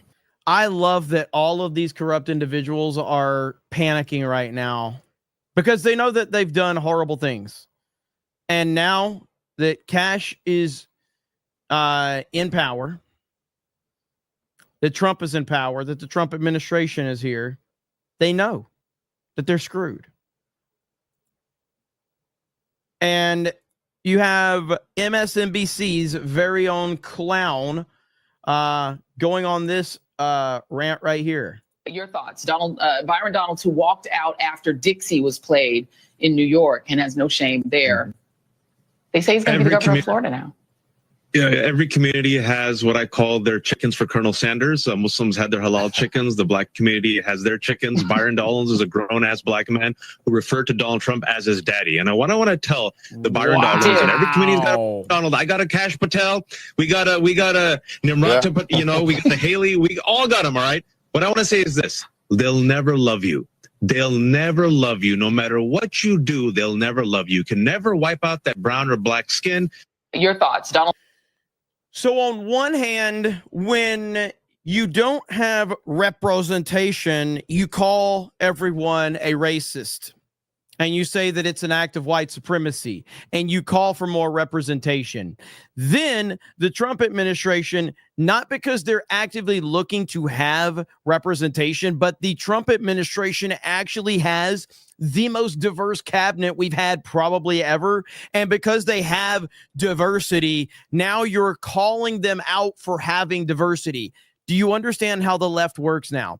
This is how they operate. You can never satisfy these fucking people. They are horrible. They are disgusting. They're terrible. My goodness, man. The worst people on the planet. They are the absolute worst. Good Lord, man. You can just never make these clowns happy. You just can't do it. Here's Van Jones whining about something else. But if we had a president, Can barely hear it. A Democratic president who ran over these norms, you would be upset. Man, you keep saying that we'd be upset if a Democratic president violated norms. Brother, last year, Joe Biden was asleep and Kamala Harris was at a dance party with Beyonce all year. You violated norms for the entire year. And it's one of the reasons that Donald Trump won the election. Norms were violated for 4 straight years. And yes, I didn't like it. But Donald Trump, in my opinion, is not exceeding his authority under the Constitution with this. Joe Biden is asleep. Kamala is at a dance party with Beyonce. Beyonce. Beyonce. Beyonce. Beyonce. Beyonce. Dance party with Beyonce. Dance party with Beyonce. Dance party with Beyonce. Dance party with Beyonce. Beyonce. Beyonce. Beyonce. Beyonce. Party with Beyonce. MAGA memers are undefeated. You're never going to defeat MAGA memers. It's never going to happen. Let's see here. Where are we at? Cornboy for the thumbs up. Thank you. Brian Young says, Jeremy is so much better than this fig. Steve from PA says, Solo lost money. Jay doesn't wipe. Gary loves Bon Jovi. And Governor Trudeau is a flaming Jeremy. Jeremy is gay. Says, well, you are a hobo. I don't know what you're editing out there. XLart says, stop calling it Charlemagne. His real name is Leonard Larry. Is it McKelvey? An awful human being. He regardless of what his name is, he's an idiot. Burns says they won't elect an American as Pope. Dr. Taylor Marshall, who is Catholic, should ask about that. He wrote a book on communists infiltrating the church. Mike Zero Sources, Governor James Mills. BC Man says listening to Joy Reid is literal torture device. No kidding. I agree with that. I do agree. Dark Schwartz rising for 1999 says, how can we let unvetted Doge people look at our financial info? What the fuck do they know? Or what the fuck? Do they know how many random idiots in government have access to our info? Thousands. These people should welcome big balls with open arms. Yeah, I mean, they don't care about people being vetted or not. Democrats have proven this time and time again. They care about people that are looking into them. It's not that they're against investigations. They're against them being investigated. They just don't want to be investigated because they have so much to hide. And to be fair, after they got rid of Donald Trump in 2020, I don't think that they thought they were ever going to have to answer for anything. That was the level of arrogance that they were operating under. Once you removed Trump from 2020, I think that their confidence was at such an all-time high, and the corruption we saw just in the last 4 years probably hit a different level because they were operating from a standpoint from a standpoint of saying, we never have to worry about Trump again. And the fact that we got rid of Trump and the fact that we got away with getting rid of Trump the way we did means we're never going to be caught.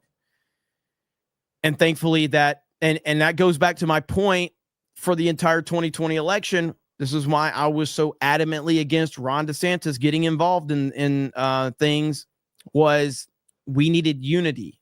We needed unity.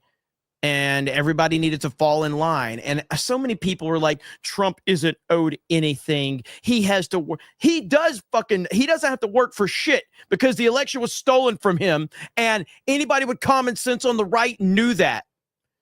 So you needed to send a signal to the Democrats that we're not putting up with your bullshit. That was my entire argument about why everyone should unify behind President Trump. And all these fucking clowns, all these purist motherfuckers, like, he needs to win the nomination just like anyone else. Fuck off. He already won the nomination and they stole it from him and they arrested his supporters and they've tried to throw him in jail. He doesn't have to do shit. He was always going to be the nominee. You wasted a bunch of time, energy, and money on running against him. That's all you fucking did. And anybody that supported anybody but President Trump wasted your fucking time. Because he was always going to be the nominee, and that's what I always said from day one. It's absolute bullshit for anybody to sit there and buy in. You know how nonsensical it is to say that a man can get pregnant? That's the same nonsense as thinking that anybody was going to beat Trump for the nomination.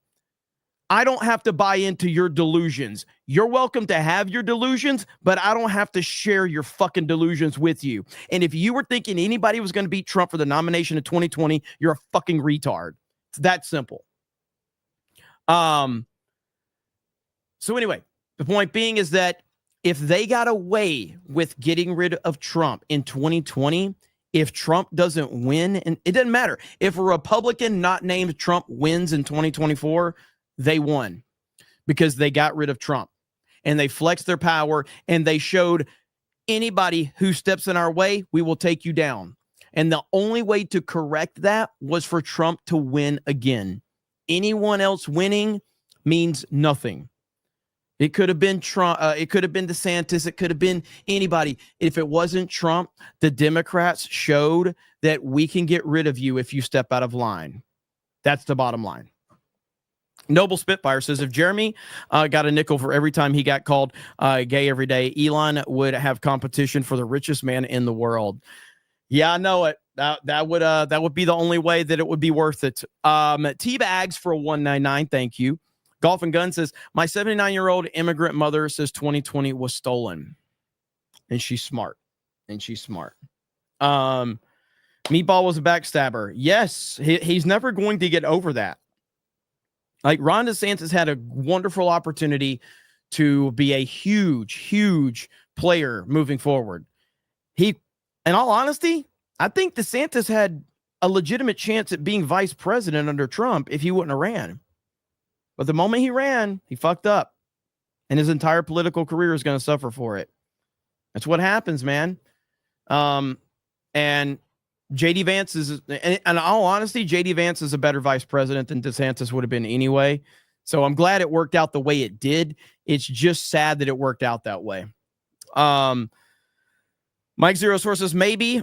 I think Vivek ran against Trump, not thinking he could beat him, but instead to get his name on the national stage. Well, I've talked about that. I've talked about that there's people like Doug Burgum, Vivek, even JD Vance, that their entire campaign, like Ron DeSantis did not need name recognition. Ron DeSantis was the most popular and well-known governor in the entire United States of America. He didn't need a platform. The other guys that ran, even though I don't think it was in the best interest of the country for them to run, they utilized it in the best way possible by getting their name out there and getting some recognition and putting themselves in a position to be part of the Trump campaign without attacking President Trump. And they did a great job at that. DeSantis did not. DeSantis screwed up big time, and he's going to pay the price for the rest of his political career. That simple. But with that said, we're going to call it right there, guys. Thank you so much. Really appreciate it. We had an awesome stream today. It was good covering the CPAC speech from President Trump. CobraCast basically is going to be a Monday through Friday thing. Times are going to vary because I have other stuff going on with Geeks and Gamers, things like that. But look forward to some videos on Geeks and Gamers this evening on the main channel. I got to get those recorded, and I'm looking forward to that.